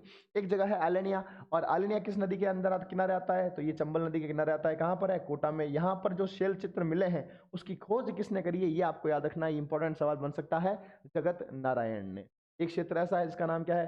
कन्यादे। ये भी कहाँ है? कोटा में। किस नदी के किनारे? चंबल नदी किनारे। एक क्षेत्र है रावत भाटा जो कि चित्तौड़गढ़ में है। किस नदी किनारे है? चंबल नदी के। ठीक है। फिर देखते हैं कुछ और क्षेत्र कौन कौन से हैं। तो ये क्षेत्रों के नाम लिखे हुए हैं। हरसोरा अलवर में, डेडीकर अलवर में, सोनपुरा सीकर में। कुछ क्षेत्र और देखें तो इसमें से एक आपको ये नाम याद रखना है, मल्लाह। मल्लाह कहाँ पर है? भरतपुर में। और यहाँ पर ताम्र हरपून क्या है? प्राप्त हुआ। ताम्र हरपून यहाँ से क्या होता है? प्राप्त होता है। धनलालपुरा जयपुर में है। किराड़ोद जयपुर में है। चौथवाड़िया भी कहाँ है? जयपुर में है। डर कहाँ है? भरतपुर में है। ठीक है, तो लास्ट है वो क्या है अपना? कोटड़ा। कोटड़ा कहाँ है बेटा? इंपॉर्टेंट याद रखना, ये पूछा हुआ है। कोटड़ा कहाँ है? झालावाड़ के अंदर। लाछुरा। लाछुरा भीलवाड़ा में है। और यहाँ से एक ऐसे फोटो मिलती है जिसमें एक महिला किस आसन में बैठी है? ललितासन में बैठी है। ठीक है ना, योगासन के अंदर एक आसन होता है जिसका नाम क्या है? ललितासन, उस पर बैठी। फिर एक सेंटर है जिसका नाम है पिंड पांडलिया। पिंड पांडलिया कहाँ है? चित्तौड़गढ़ में। एक है ओलाकुंडा। ओलाकुंडा कहाँ है? जैसलमेर के अंदर है। ओलाकुंडा जैसलमेर में। और एक है गुरारा सीकर में। और यहाँ से आपको पंचमार्क के सिक्के प्राप्त होते हैं, आहत मुद्रा प्राप्त की। दोस्तों ये थी हमारी क्लास जिसके अंदर हम लोगों ने बहुत ही जल्दी प्राचीन इतिहास का एक क्विक रिवीजन किया। मैं उम्मीद करता हूं कि आपकी क्लास बहुत बहुत फायदेमंद रहने वाली है। आपके एग्जाम में यहाँ से अच्छे से सवाल आएंगे, और इसके अंदर डिटेलिंग के अंदर हम लोगों ने चर्चा की है। तो जिस प्रकार का भी सवाल आया आप उसको आसानी से हैं। मिलते हैं नई क्लास में, तब तक स्वस्थ रहें, मस्त रहें। जय हिंद, जय भारत। दोस्तों ऑनलाइन के इस जमाने में अगर करनी है स्मार्ट स्टडी तो डाउनलोड करना होगा जीके इंडिका ऐप को। अभी जाइए प्ले स्टोर पर, डाउनलोड कीजिए ऐप को और पाइए डेली करंट अफेयर्स की पीडीएफ और क्विज। दोस्तों इसी के साथ आपको सब्जेक्ट वाइज, टॉपिक वाइज वहां पर बहुत सारे टेस्ट अटेम्प्ट करने को मिलेंगे। रिकॉर्डेड और लाइव कोर्स भी अवेलेबल है। दोस्तों इसी के साथ हमारे टेलीग्राम चैनल को ज्वाइन कर लीजिएगा, इंस्टाग्राम को फॉलो कर लीजिएगा, यूट्यूब चैनल को सब्सक्राइब कर लीजिएगा, क्योंकि डेली इस पर आपके काम के लिए बहुत सारी अपडेट आती है।